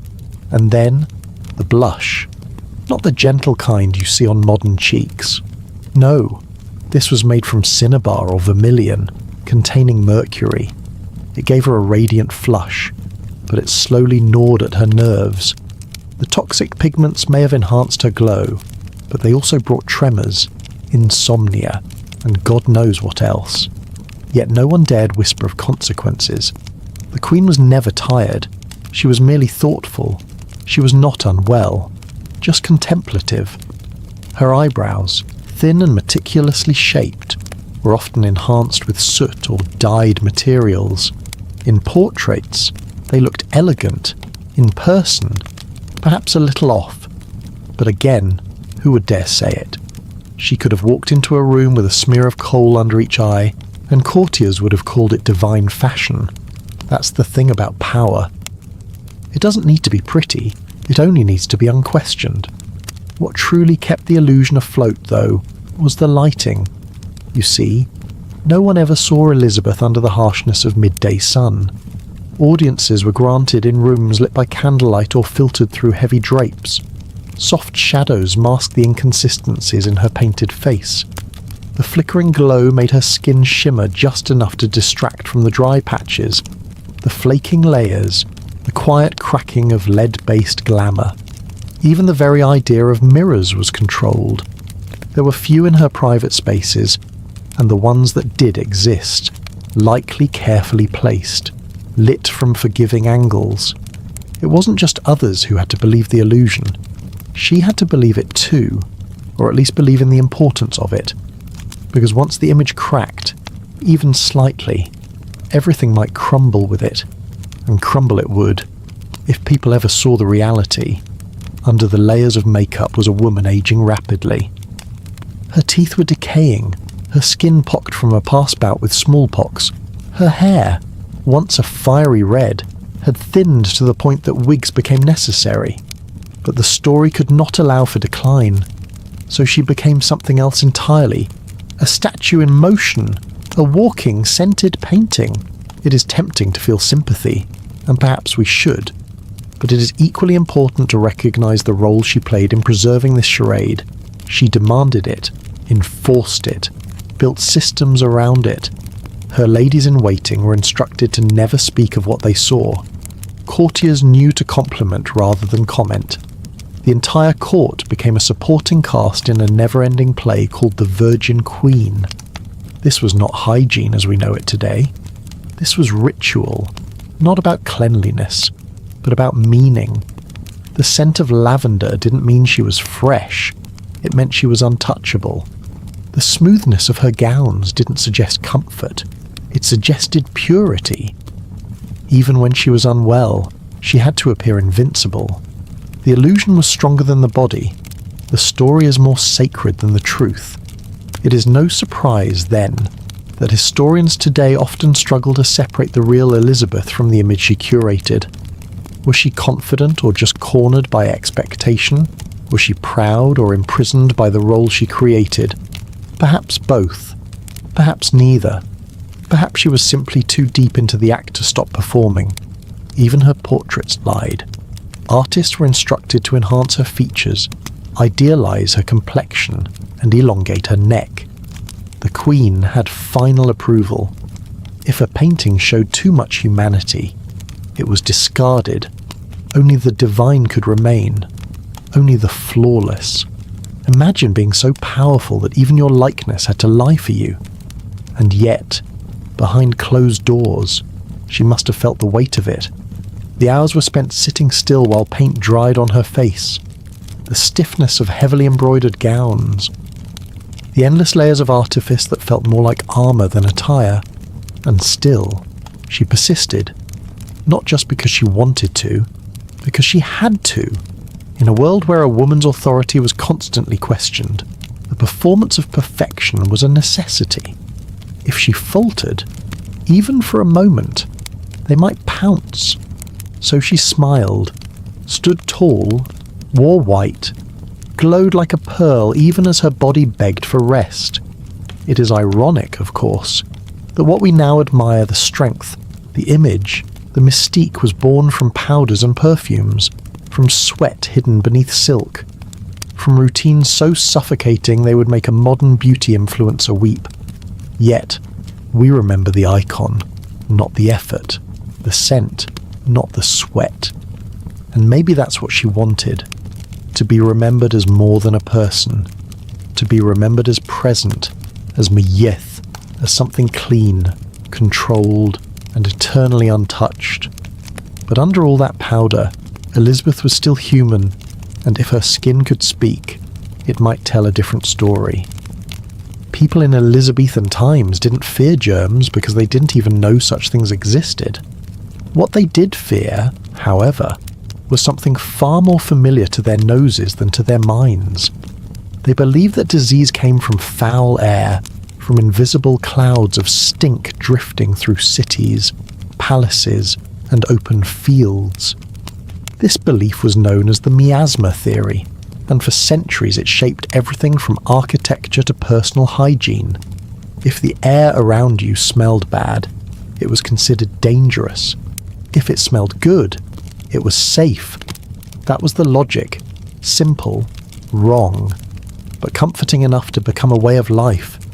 In a court obsessed with appearances, this idea flourished.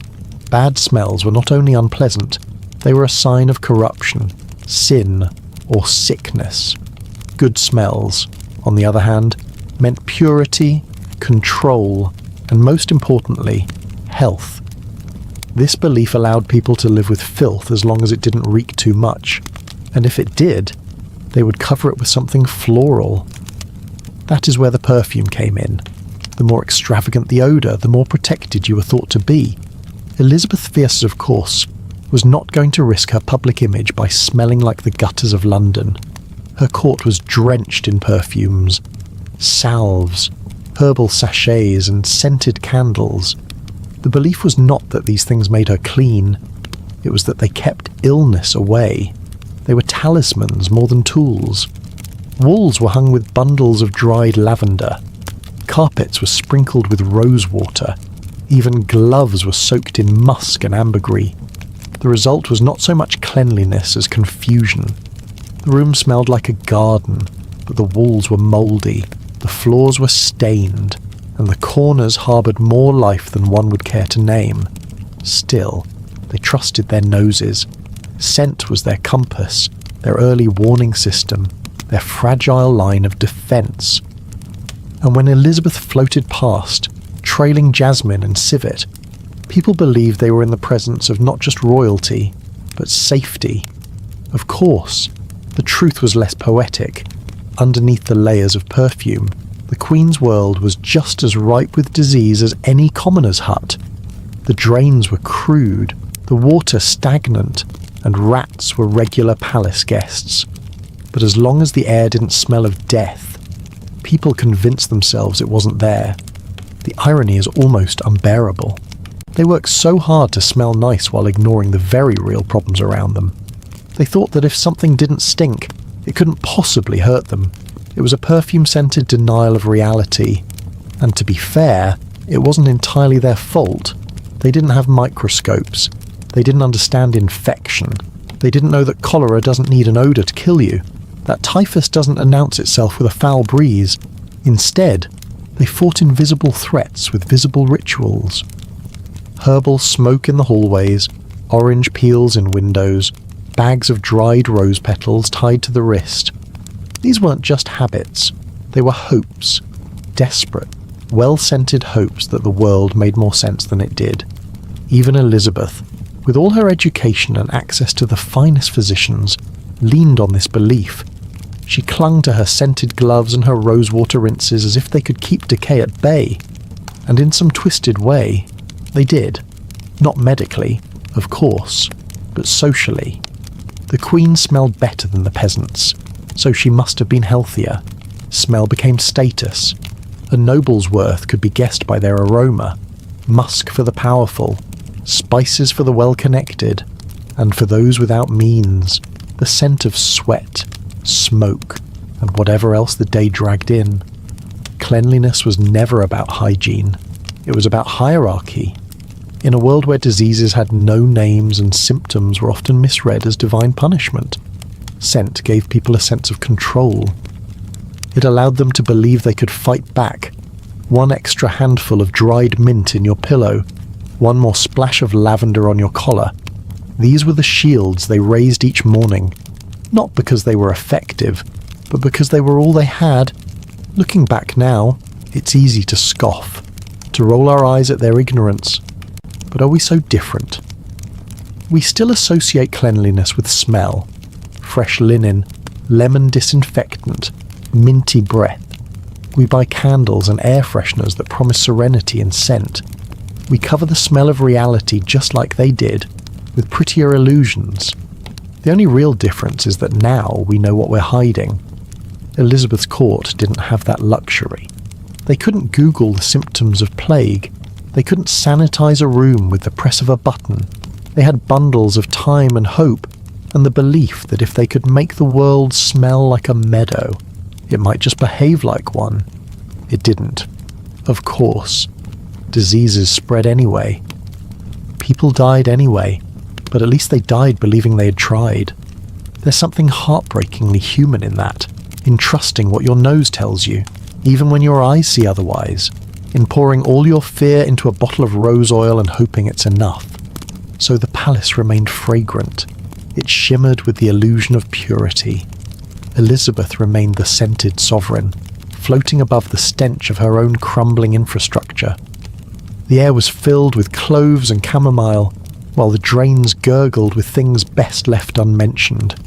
It was a world dressed in perfume and denial, and maybe that's why it lasted, because it smelled better than the truth. She may have ruled with a steady hand, but Elizabeth's body told a different story. By the time her image had become almost mythical, white-faced, flame-haired, untouched by time, her teeth were rotting beneath the surface, her bones ached with every step, and fevers came and went like uninvited guests. But the show had to go on.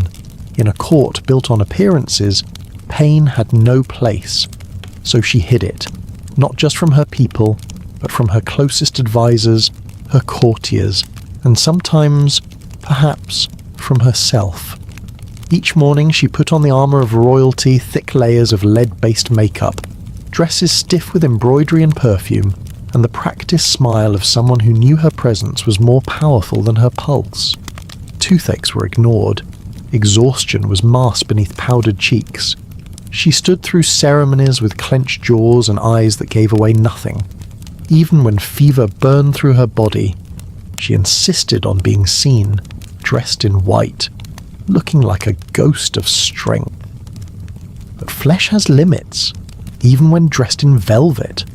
When her body gave out, when she could no longer manage to sit through another meeting or stand through another procession, she retreated, not to a hospital or an infirmary, but to her private chambers, where only a small circle of trusted attendants and physicians were allowed.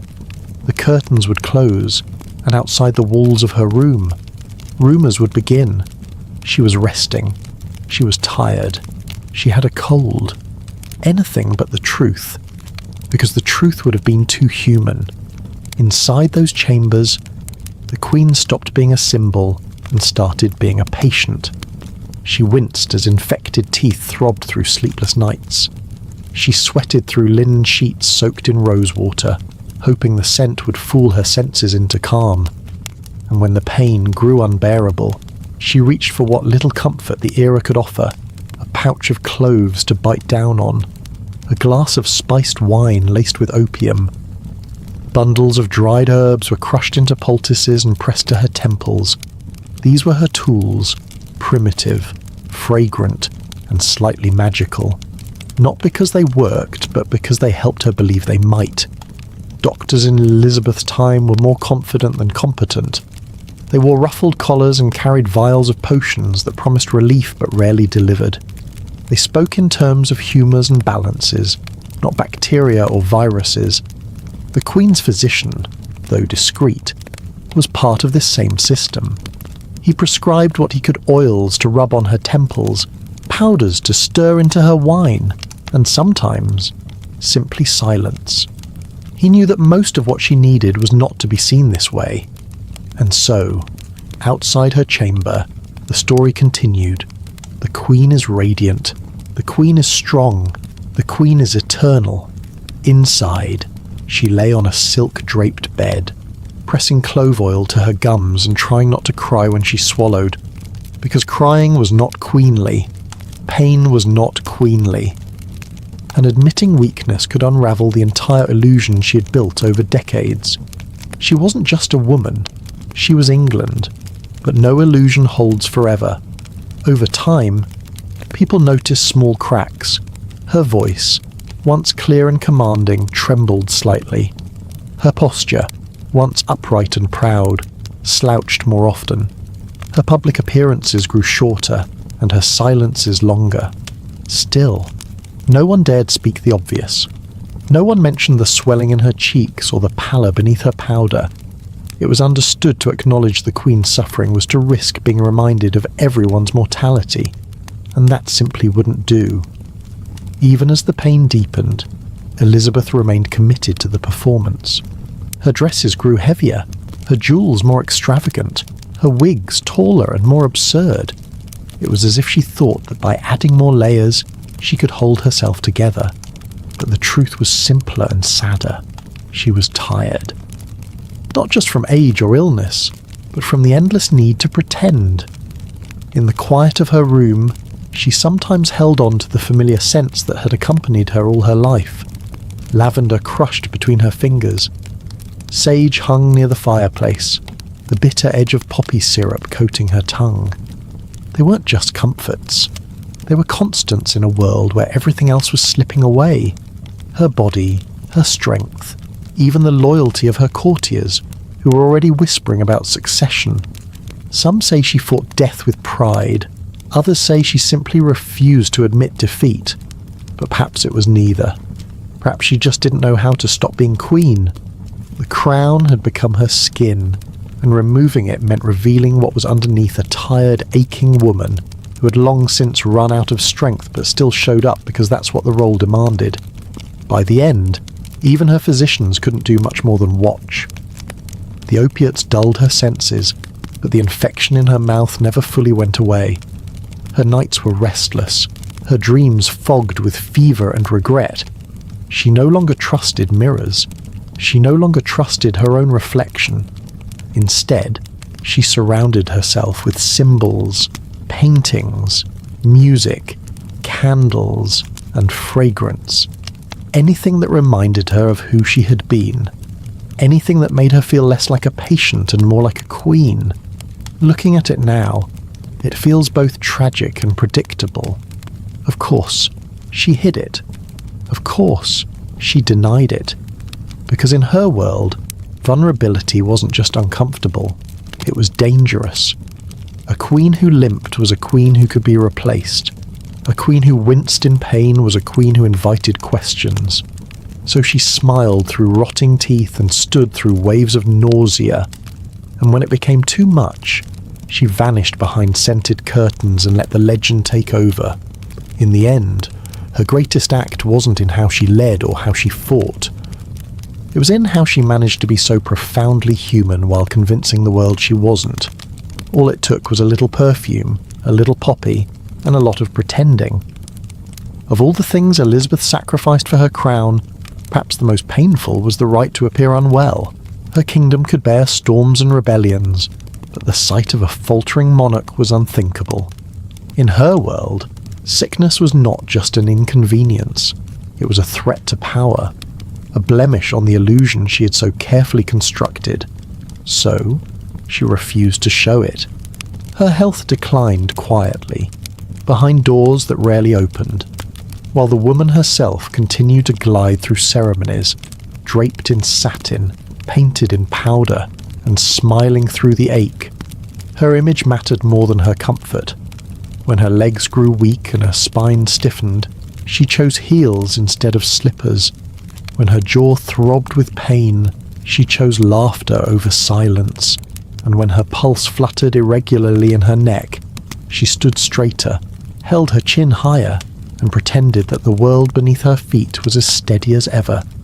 She did not limp. She did not lean. And if she stumbled, It was because the floor was uneven, not because her body was betraying her.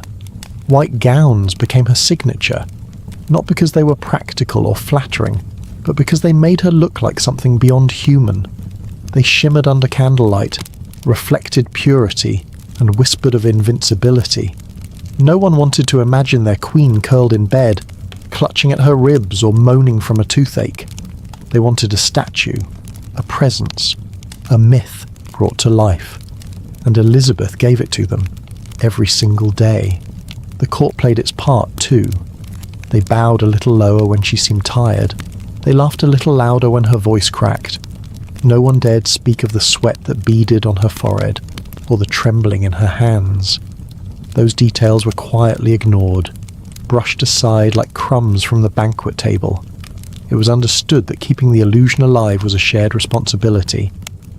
To serve the crown was to protect its dignity, even when the body beneath it was falling apart. Behind closed doors, however, the work of concealment was exhausting. Her maids were tasked not only with dressing her, but with disguising the physical toll of her age. Corsets were tightened to force a straighter posture. Extra padding was sewn into her gowns to create the illusion of fullness where there was now frailty. Makeup was applied not just to beautify, but to hide.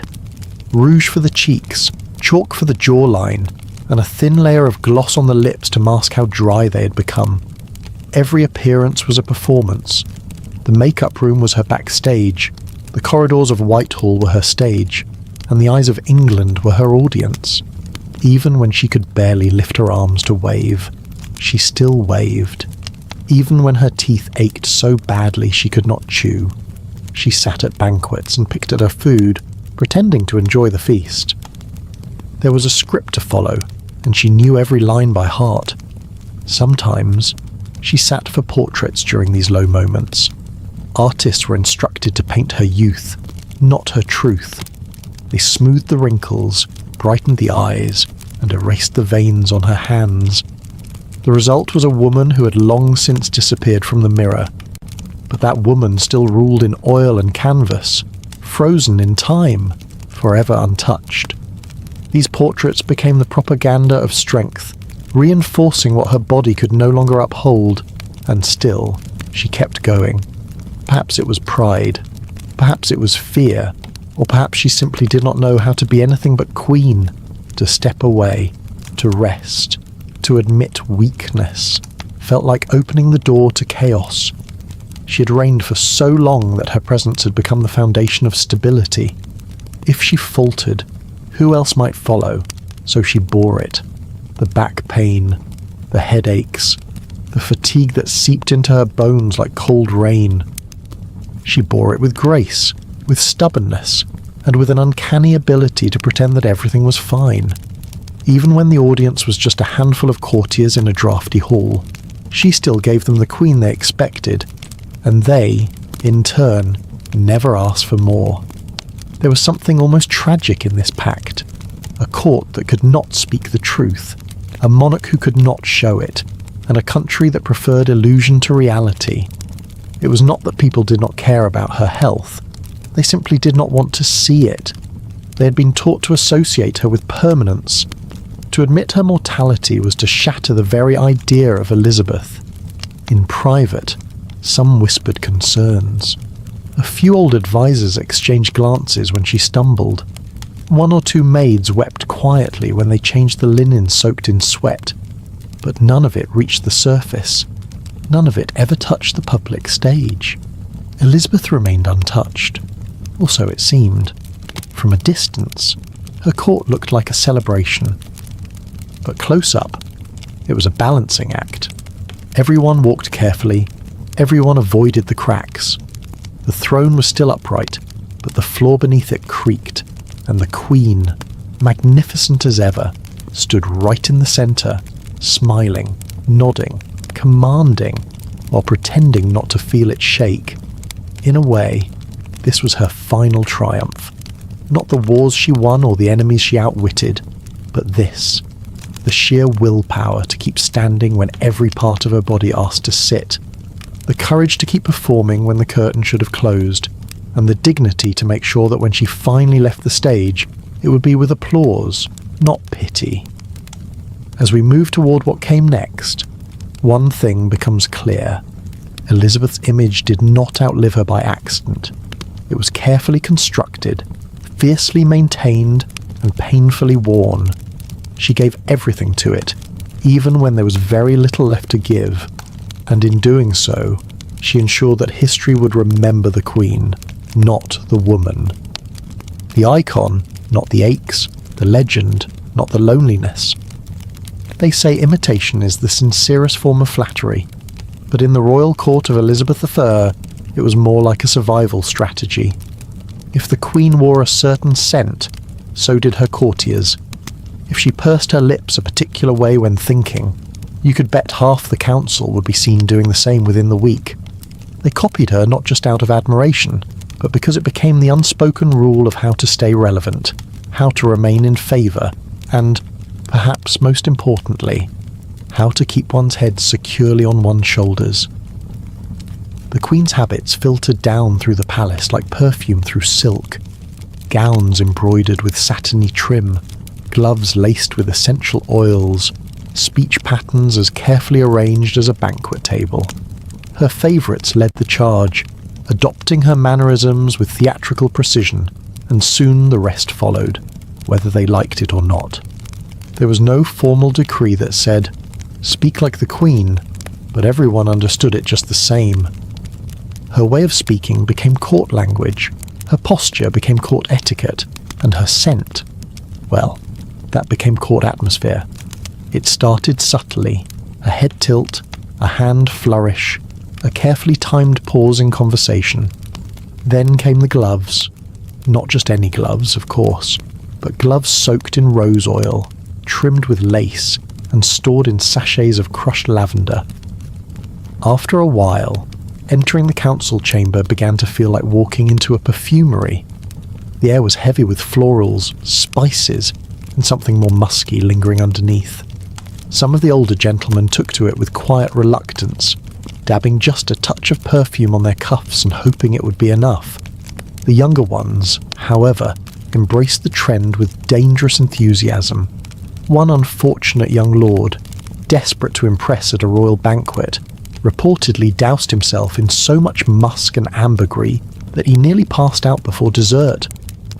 His doublet reeked for days, causing several nearby servants to gag during morning prayers, and once, according to a half-whispered tale that was never officially confirmed, the sleeve of his embroidered coat caught the edge of a candle. With all that oil and powder clinging to his clothes, he went up like a bonfire in a churchyard. Luckily, he survived with only singed pride and a new nickname that followed him for the rest of his career. No one told him to stop.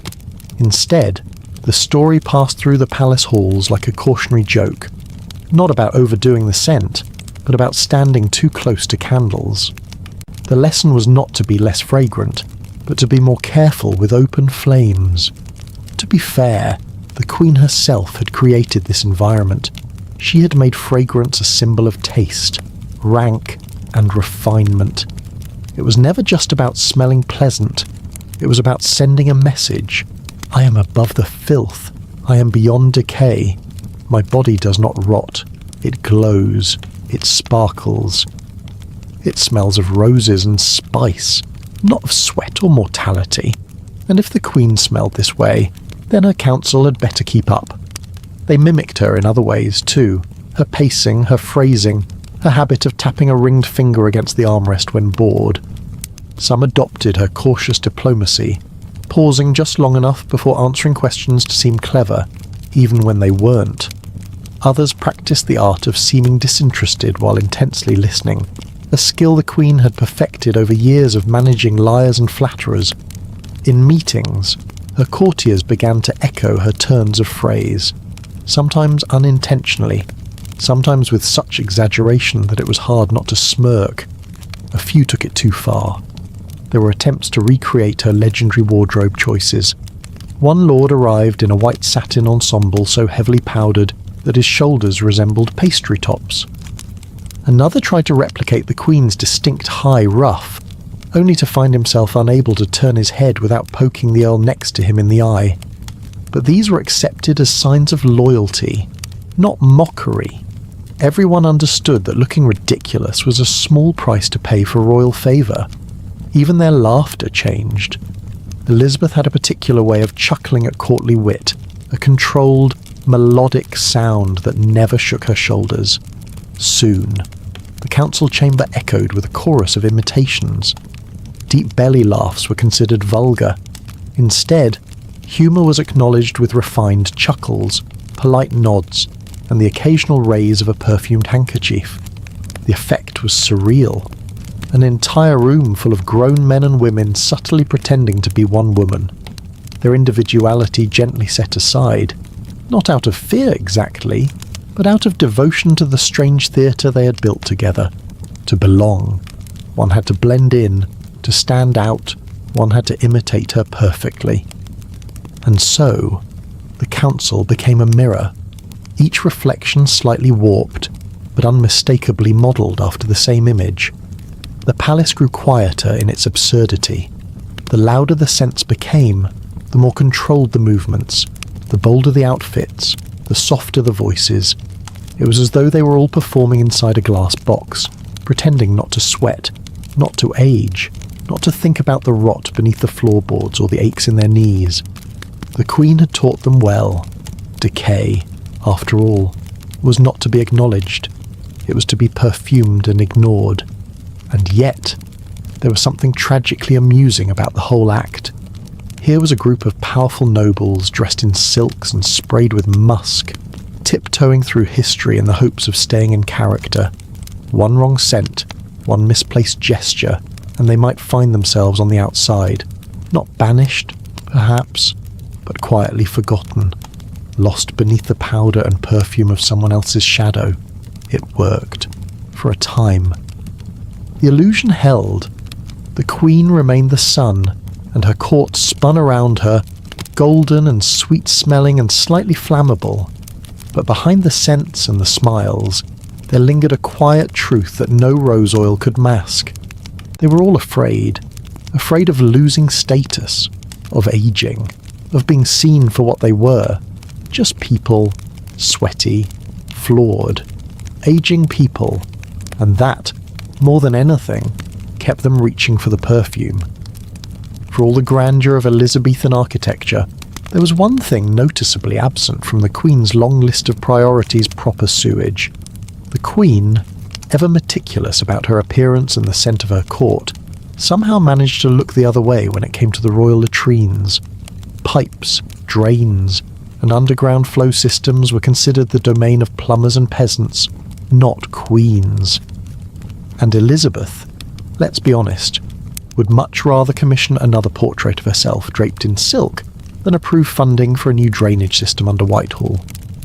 While court painters were busy immortalising her in luminous white gowns, the corridors beneath her feet were quietly fermenting, a mix of urine, human waste, kitchen runoff, and the occasional dead rat made its sluggish way through a series of outdated channels, many of which had cracked or collapsed altogether. But the Queen's attention was firmly fixed above ground. Tapestries, jewellery, royal festivities. These were the things that mattered, not the faint but persistent scent of rot curling up through the floorboards. It wasn't that the issue went unnoticed. Courtiers occasionally commented in the most delicate terms possible on the peculiar smells near certain stairwells or the damp feeling in the hallway by the West Wing. A visiting ambassador once described the palace as sumptuous, though with a certain earthy vigour in the air.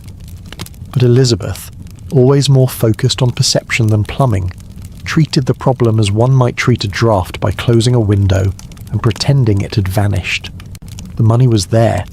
Let's not pretend England couldn't afford a few new pipes. But the Queen had a different kind of legacy in mind. In her view, the court should shimmer with light and luxury, not stink of lead work and trench digging. And so the funds were funneled toward lavish banquets, pageants, and fabrics imported from Italy, while the smell beneath the palace slowly climbed the stairs like an uninvited guest. To her credit, She did try to mask the issue in her way. More herbs, more incense, more bowls of dried flowers were strategically placed in corners. Lavender sprigs tied in silk ribbons dangled from curtain rods. Juniper smoke was wafted through halls before important audiences. It was like trying to fix a cracked wall by hanging up a larger painting. You couldn't see the damage, but you could still smell it. Some rooms were worse than others. The antechamber near the kitchens had a reputation for sudden gusts of sulphur. On warm days, the privy near the chapel gave off a smell so potent that even the most loyal clergymen cut their prayers short. Servants took to scattering rosemary along the flagstones and crushing mint underfoot as they walked, hoping to release enough scent to mask the unpleasantness. It helped. Barely. But in the grand scheme of court life, the smell became just another part of the atmosphere, a background note, like candle smoke or damp stone. What's surprising is how few people complained. Perhaps they were too afraid, or perhaps, like many who spend long enough in a bad smell, they simply got used to it. When everything is drenched in perfume and formality, even sewage becomes part of the ceremony. The nobles held their lace handkerchiefs a little closer to their noses. The servants learned which corners to avoid, and the queen, wrapped in her cloud of musk and orange blossom, probably couldn't smell it at all. There was something almost poetic about it, a palace built on gold, pageantry, and the quiet gurgle of waste. Beneath the gilded ceilings, beneath the satin slippers, the underbelly of the court bubbled with reminders of real life. No matter how high a ruff was starched, or how thick the powder, the earth had a way of making itself known, and Elizabeth's refusal to deal with it was both completely understandable and deeply revealing. After all, it was never just about comfort. It was about the image. Fixing the sewers wouldn't earn her praise. No foreign envoy would write home about the new drainage system, but a glowing portrait with 36 hand-stitched pearls on the collar. That they would remember. That would echo through history. And so the Queen chose beauty over utility, perfume over sanitation. It wasn't unusual for her time. It was rather expected. Hygiene was a vague, suspicious concept, while extravagance was a clear statement of power. A clean-smelling monarch was considered elegant. A monarch who cleaned things, that was unbecoming. And yet, the irony remained. In trying to escape the filth of ordinary life, Elizabeth built her court atop a steadily growing problem, one that couldn't be painted over or perfumed into submission forever. The palace's scent, carefully crafted with oils and herbs, still couldn't fully silence the stink beneath the floor, but no one dared mention it too loudly, because the Queen didn't want to hear about drains. She wanted to hear poetry. She wanted to dance in gowns so heavy they needed 3 servants to lift them. She wanted to smell of rose and cinnamon and never be told otherwise. And in a way, her courtiers were happy to oblige. Better to drown in fragrance than risk offending the Queen by suggesting she was quite literally standing in a sewer. Every morning in Elizabeth's court began with a performance. Before a single word was spoken or a scroll unrolled, the Queen's body had to be carefully assembled, one scented layer at a time. It started with powder, not the kind you pat lightly onto your cheeks in front of a bathroom mirror, but a thick chalky layer of white lead, applied until every trace of human complexion disappeared. The paleness wasn't just a beauty choice, it was a declaration. I am untouched. I am untouchable. I am not like you. Then came the rouge, a rich, dangerous red made from mercury-laced cinnabar, dabbed onto cheeks that sometimes trembled from fever or toothache. Her lips were drawn carefully, with more pigment than any flower dared wear. These weren't cosmetics. They were armour. The cracks in her skin were covered with gloss. The dark circles under her eyes were hidden beneath ground pearls. Even her exhaustion had to be powdered until it looked regal. The fragrance followed. And it was never a modest affair. Musk, ambergris, clove, orange blossom, violet, and rose all mingled in strange combinations. each chosen to overpower whatever might be lingering beneath the layers of cloth and cosmetics. Perfume was not applied delicately. It was poured, rubbed, fanned, and finally sprayed in bursts until the room itself reeked of majesty. After that came the dressing. The gowns were massive, heavy with embroidery, pearls, and expectation. Each had to be laced and pinned by attendants who knew better than to speak unless spoken to. Corsets were pulled tight, sleeves were fastened with stiff cuffs that could scratch if handled carelessly. A ruff, large enough to frame the head like a halo, was added last, giving the illusion that the Queen's face floated apart from her body, detached and divine. The gloves, scented and softened with oil, came next. Elizabeth wore them not just for style, but as a barrier between her and the world, between skin and skin. They smelled like lavender and civet, and they reminded everyone who kissed her hand that they were not kissing a woman, but a symbol. All this could take up to 4 hours. It wasn't preparation, it was a ceremony. She wasn't getting dressed, she was becoming herself. And if it sounds exhausting, it was. But no one was allowed to say that. No one was permitted to ask why a woman of intelligence and power needed to be wrapped in lace and powder before speaking to her ministers, because the image had become more than the person. By the time she emerged from her chambers, the Queen was not a tired woman with aching feet and a mouthful of sore gums. She was the Virgin Queen, regal, radiant, and so heavily adorned she could barely move without assistance. Appearances, in her world, were sacred, more sacred than comfort, more sacred in some cases than truth. Hygiene, by this point, had become a ritual. Washing for cleanliness was secondary. What mattered was the illusion of being clean. Hands were wiped with perfumed cloths, faces were blotted, not rinsed, hair was powdered, not washed. To bathe in water was a medical risk, but to be seen looking dull, oily, or heaven forbid, sweaty, was a far worse danger. And so, the court accepted the logic of the age smell nice, and no one will question how long it's been since you last touched soap. The Queen's rituals became the model. Other women, eager to mirror her power, adopted the same routines. They painted their faces until their skin peeled. They perfumed their underarms and behind their ears until the scent clung to the curtains. They wore dresses so stiff and wide they couldn't fit through doors without turning sideways. And they smiled through it all, because that was the job. Not to be comfortable, not even to be clean, but to be beautiful. Always. It would be easy to laugh at it now. To mock the absurdity of a woman needing 5 servants to help her into a corset that would later bruise her ribs. But something about the ritual feels hauntingly familiar. Swap the ruffs and rouge for filters and foundation, and the difference becomes thinner than we'd like to admit. The tools have changed, the pressure hasn't, and perhaps that's the most uncomfortable truth. Elizabeth's mornings weren't just about hygiene, they were about control. In a world that sought to reduce her to a marriage prospect or a royal puppet, she chose to become a spectacle instead. Her look wasn't just vanity, it was power. It was a message. Repeated daily, I may be a woman, but I am your queen. Worship accordingly.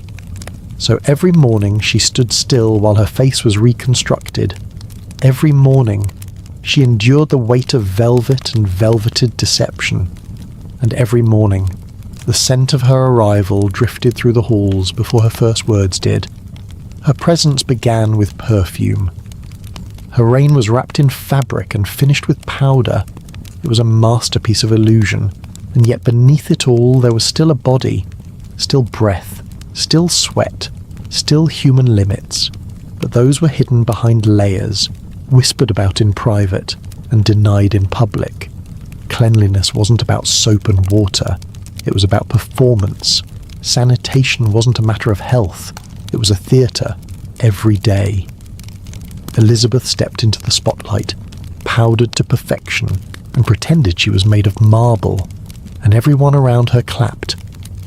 By the time the powdered veil was set and the ruffled collar pressed flat, Elizabeth's body had long stopped being her own. It belonged to England now, not as a woman, not even as a queen in the personal sense, but as an emblem, a monument, a symbol made flesh, dressed in silver brocade and lacquered in rosewater. There was no room left for imperfection, no space for a body to sweat, ache, or age. She had become the embodiment of chastity, of control, of divinity woven into female form.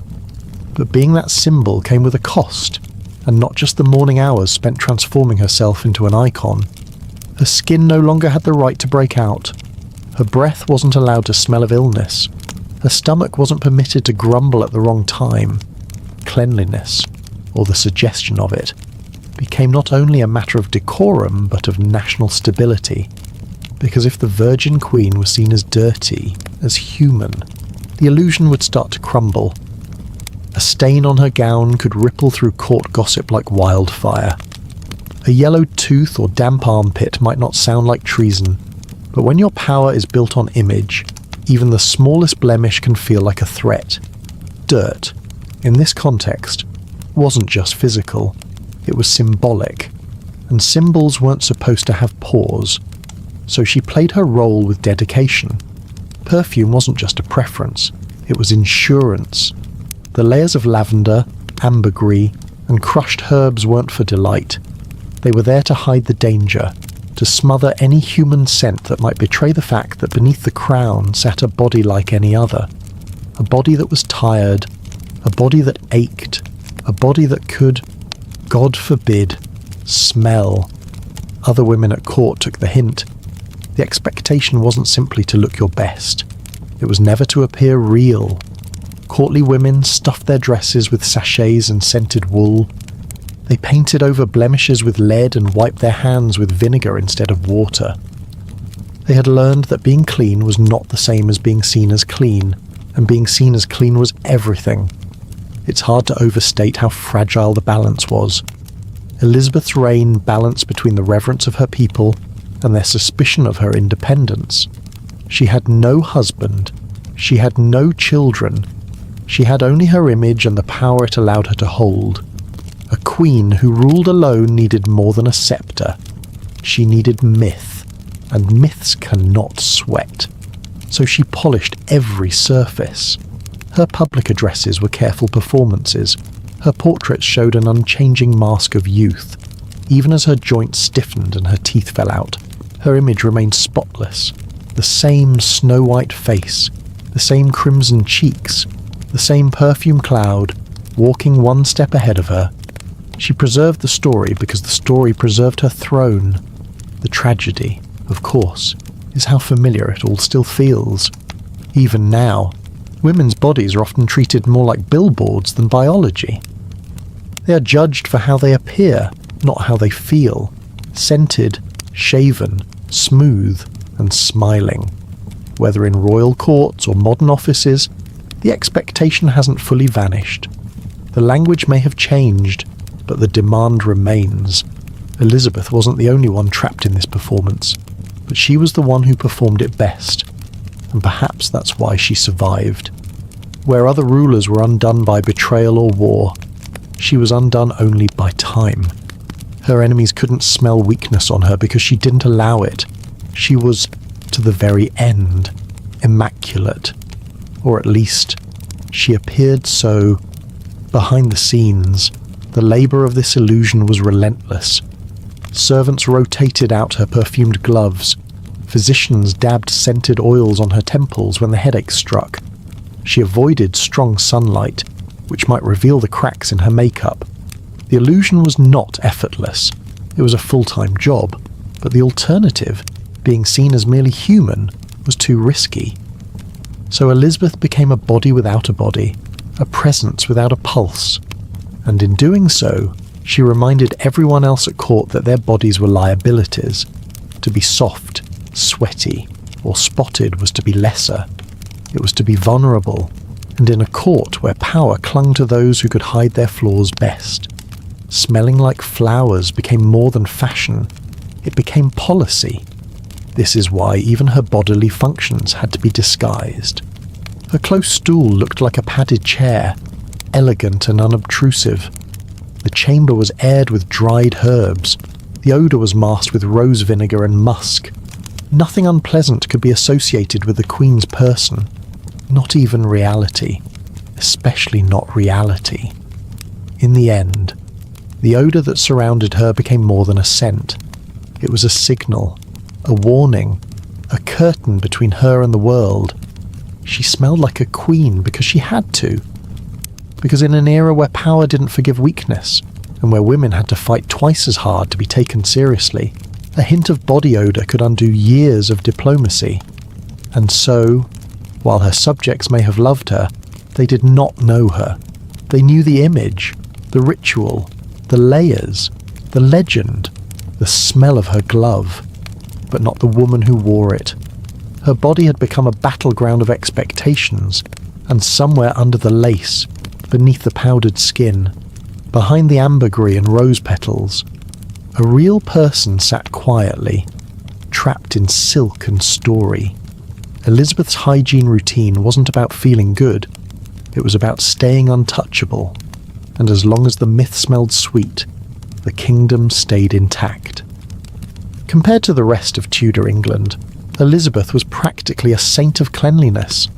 While her courtiers layered musk over mildew and the streets of London flowed with waste and rot, the Queen had her version of hygiene. It may not have involved soap and a tub, but it was, for the time, a kind of revolution in rosewater and vinegar. She was meticulous with her linens. Undergarments were changed regularly, a small luxury that only the wealthy could afford. Her handkerchiefs were perfumed and embroidered. She wiped her face and hands with a cloth soaked in rosewater or herbal vinegar, not to remove dirt necessarily, but to refresh the skin and, more importantly, to leave a fragrant barrier between herself and the world. The court, of course, considered this refined. No one expected the Queen to scrub herself with hot water or scrub her feet in a wooden basin. That was for peasants. Instead, she relied on scented gloves. Gloves she changed often, each pair steeped in lavender or cloves. Her face never bore the oil or grime of the day because it was constantly covered in layers of chalky white and pearl dust. The powder kept her dry. The powder kept her regal. The powder also clogged every pore. Bathing in water, at least with full immersion, was considered dangerous. Doctors warned that warm water opened the pores, allowing disease to slip inside the body. This belief, absurd as it sounds now, was widespread. So Elizabeth avoided it, not because she didn't want to be clean, but because she wanted to stay alive. She did, however, occasionally take what were known as sweating baths, steam-based treatments with herbs and towels, intended more to purge illness than remove grime. Think of it as a royal sauna without the rinse. Her preference for vinegar was practical and fragrant. Vinegar infused with rose petals or thyme was used for everything, wiping her face, rinsing her hands, cleaning her close stool, even dabbing her temples during headaches. The smell cut through whatever the court might be exhaling, and its sharpness gave an illusion of purity. She smelled like vinegar and roses. It was oddly appropriate, and yes, by Elizabethan standards, this was clean, especially when you consider what most people were doing, or rather, not doing. Down in the countryside, peasants shared beds with livestock for warmth. Their clothes were worn until stiff, their hands rarely saw clean water, and their diets made their breath sharp with onions and ale. Soap was homemade, harsh, and often reserved for laundry, not skin. Baths were seasonal, not daily. Many believed water itself could make you sick. In that context, the Queen's perfumed gloves and rose-scented vinegar made her a model of royal hygiene. Still, let's not get carried away. Clean was relative. Elizabeth's wigs were never washed. Her corsets went unlaundered. Her heavy gowns were brushed, not rinsed. And the white paint on her face was made from lead, which slowly poisoned her over the decades. But the important thing wasn't actual sanitation. It was the performance of it, the illusion. In a world where most people reeked of dirt, sweat, and death, she managed to smell like a bottle of diluted heaven. It's tempting to romanticize this, to imagine her as a forward-thinking woman in a backward time. But hygiene wasn't her rebellion, it was her defense against disease. Yes, but more importantly, against judgment. A queen without a husband had to be more than respectable. She had to be immaculate. She had to be mythic. No odours, no stains, no weakness, just silk, powder, and the faint scent of crushed violets. If she had done less, people would have talked. If she had smelled like the streets outside or her mortality, they would have whispered. Instead, they inhaled musk and civet and declared her divine. She made her body into an altar and her scent into a sermon. Compared to the rest of Europe's muddy, bleeding monarchs, she floated. Even her enemies, foreign ambassadors and rival nobles, commented on the atmosphere around her. They didn't always admire her policies, but they noticed her presence. It arrived before her, clinging to tapestries, lingering on chairs. The smell of the Queen became a political fact. If England was to be respected, Elizabeth had to remain untouchable, and untouchable women do not stink. It's a bit funny, in a dark way.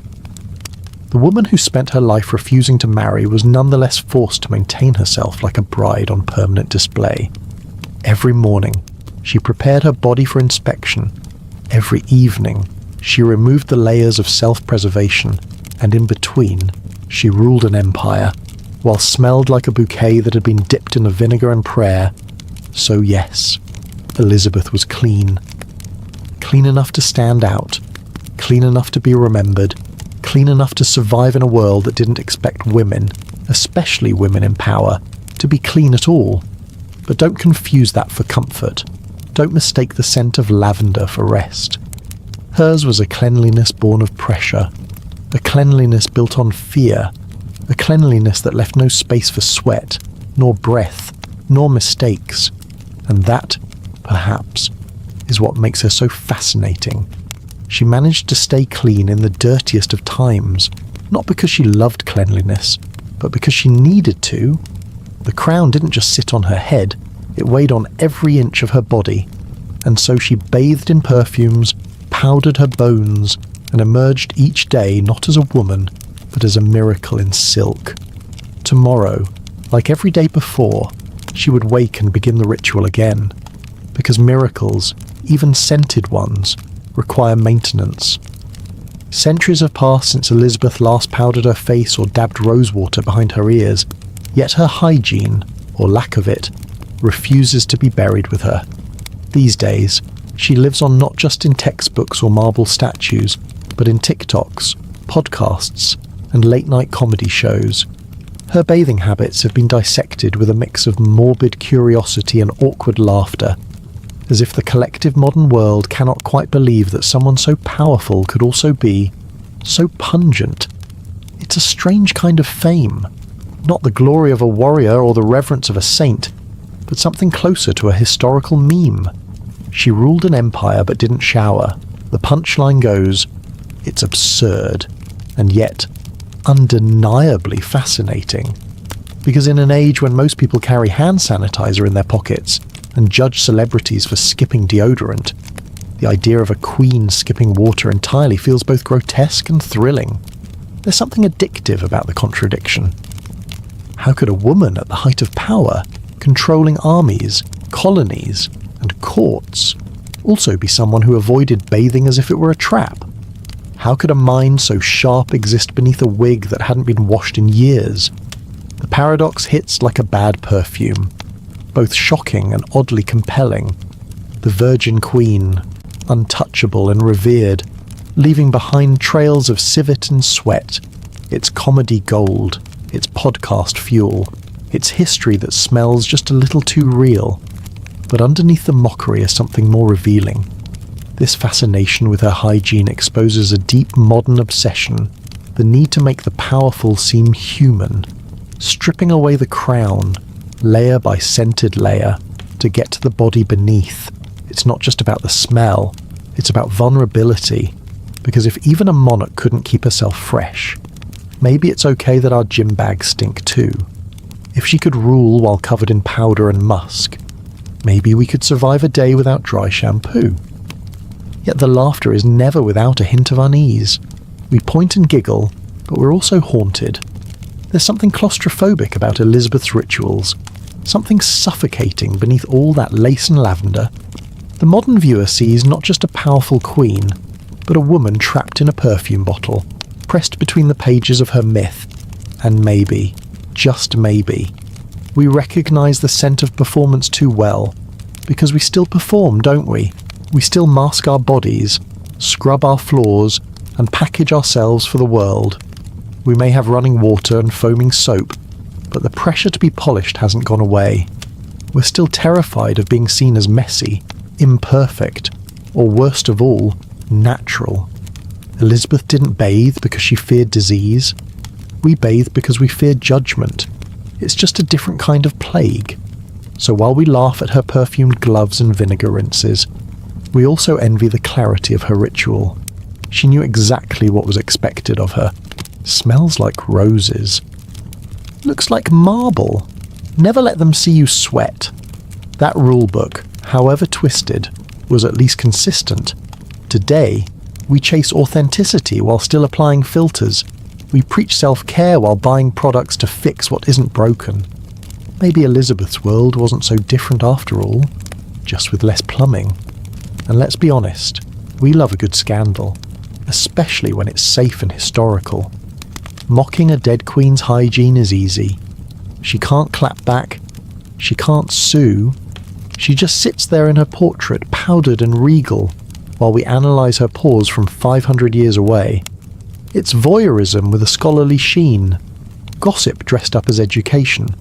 But every time we bring her up on YouTube in lectures or awkward first dates with history majors, we revive something more than just a stereotype.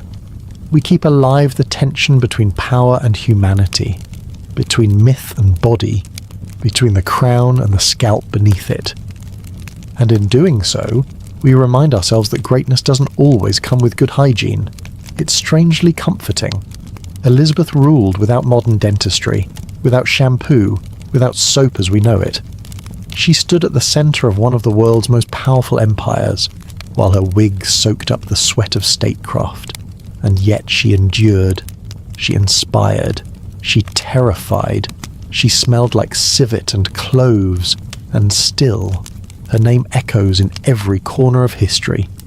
So maybe the reason we can't stop talking about her isn't just because she stank.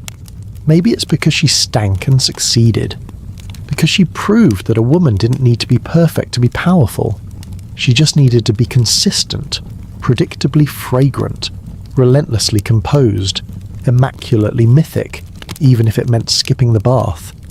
Of course, the memes will keep coming, the reenactments, the jokes about lead makeup and close stools. But somewhere between the laughs, a strange kind of respect lingers. Not for her hygiene, but for her discipline, for her commitment to the illusion, for the way she turned rosewater into armour and silence into sovereignty. And perhaps, centuries from now, someone will look back on our own rituals, our endless skincare routines, our filtered selfies, our scented candles, and laugh too. They'll marvel at what we did to seem clean, to seem flawless, to seem in control. They'll wonder how we endured the pressure. They'll wonder if we ever truly rested beneath the performance. But for now, Elizabeth remains one of history's most fragrant contradictions, revered and ridiculed, admired and sniffed at, a queen who made cleanliness a legend, even if the truth was a little mustier. By the end of it all, what lingered wasn't just Elizabeth's legend, it was her scent. Her world was thick with it. Every hallway, every gown, every gesture carried a residue of musk and herbs and rosewater that masked more than just the body. It masked a way of life, a world without clean water, without drains, without understanding of bacteria or hygiene. In that world, stench was not a failure of character. It was the background noise of existence. And the Queen knew how to play it like an instrument. There were no showers, no bleach, and no hand soap waiting on marble sinks. Instead, there were basins of vinegar. There were gloves laced with crushed petals. There were wigs stuffed with lavender sachets and cloaks aired near windows until the morning dew pretended to have done the cleaning. But cleaning, in the way we understand it, never truly happened. The idea of stripping filth down to the skin with water and suds was almost laughable. Water was dangerous. It was feared. Especially warm water, which was thought to open the pores and invite disease. So they didn't wash. Not really. They masked.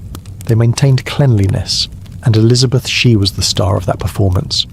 She layered fragrance the way modern royalty layers PR statements. A hint of cloves on the gloves, a touch of rose behind the ears, something sharper, more musky beneath the layers of fabric that never met a washboard. It wasn't subtle, but subtlety wasn't the point.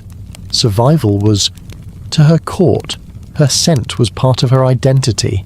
It trailed behind her like a royal procession. People spoke of it with admiration, though none would admit they were grateful it masked the truth. The truth being that under the velvet and pearls and powdered cheeks, the Queen was a person, a human being, sweating and aching like the rest of them, and sometimes smelling like it. But she understood the assignment. Queens weren't supposed to be human. They were supposed to be ideas. And ideas, conveniently, don't sweat. Of course, Elizabeth didn't invent this system. She inherited it. What she did was perfect it. She took the olfactory expectations of her time and elevated them to an art form. Every scented glove, every perfumed kerchief, every herb-stuffed bodice became part of her daily armour. And the stench of the palace, that sour cocktail of trampled rushes, candle grease, and bodily odours, that was the enemy she battled without lifting a sword. She couldn't control the sewage systems, or lack thereof. She couldn't reroute the river of waste that occasionally meandered too close to royal quarters. But she could control how her body was perceived. She could build a wall of scent so thick it felt impenetrable. Not from illness, of course. That came anyway. But from scrutiny. From the fear that if anyone got too close, they'd see her as just a woman, not a queen, and certainly not a virgin one. The absurd part, it worked. For decades. Ministers, ambassadors, poets, lovers. Everyone walked away believing the fantasy, or at least respecting it enough to keep their mouths shut. They marvelled at her image, her youthfulness, her energy, even as her teeth darkened and her bones ached. The odour of decay was real, but so was the commitment to illusion. She painted over pain, she pondered over mortality, and history, somehow, thanked her for it. If it all sounds theatrical, that's because it was. The palace was a stage, Elizabeth was the lead, and every day was an act of erasure, not of personality, but of vulnerability. She hid the blemishes, the fatigue, the rot beneath layers of powder and perfume, and everyone played along, not because they were fooled, but because they needed the fantasy as much as she did.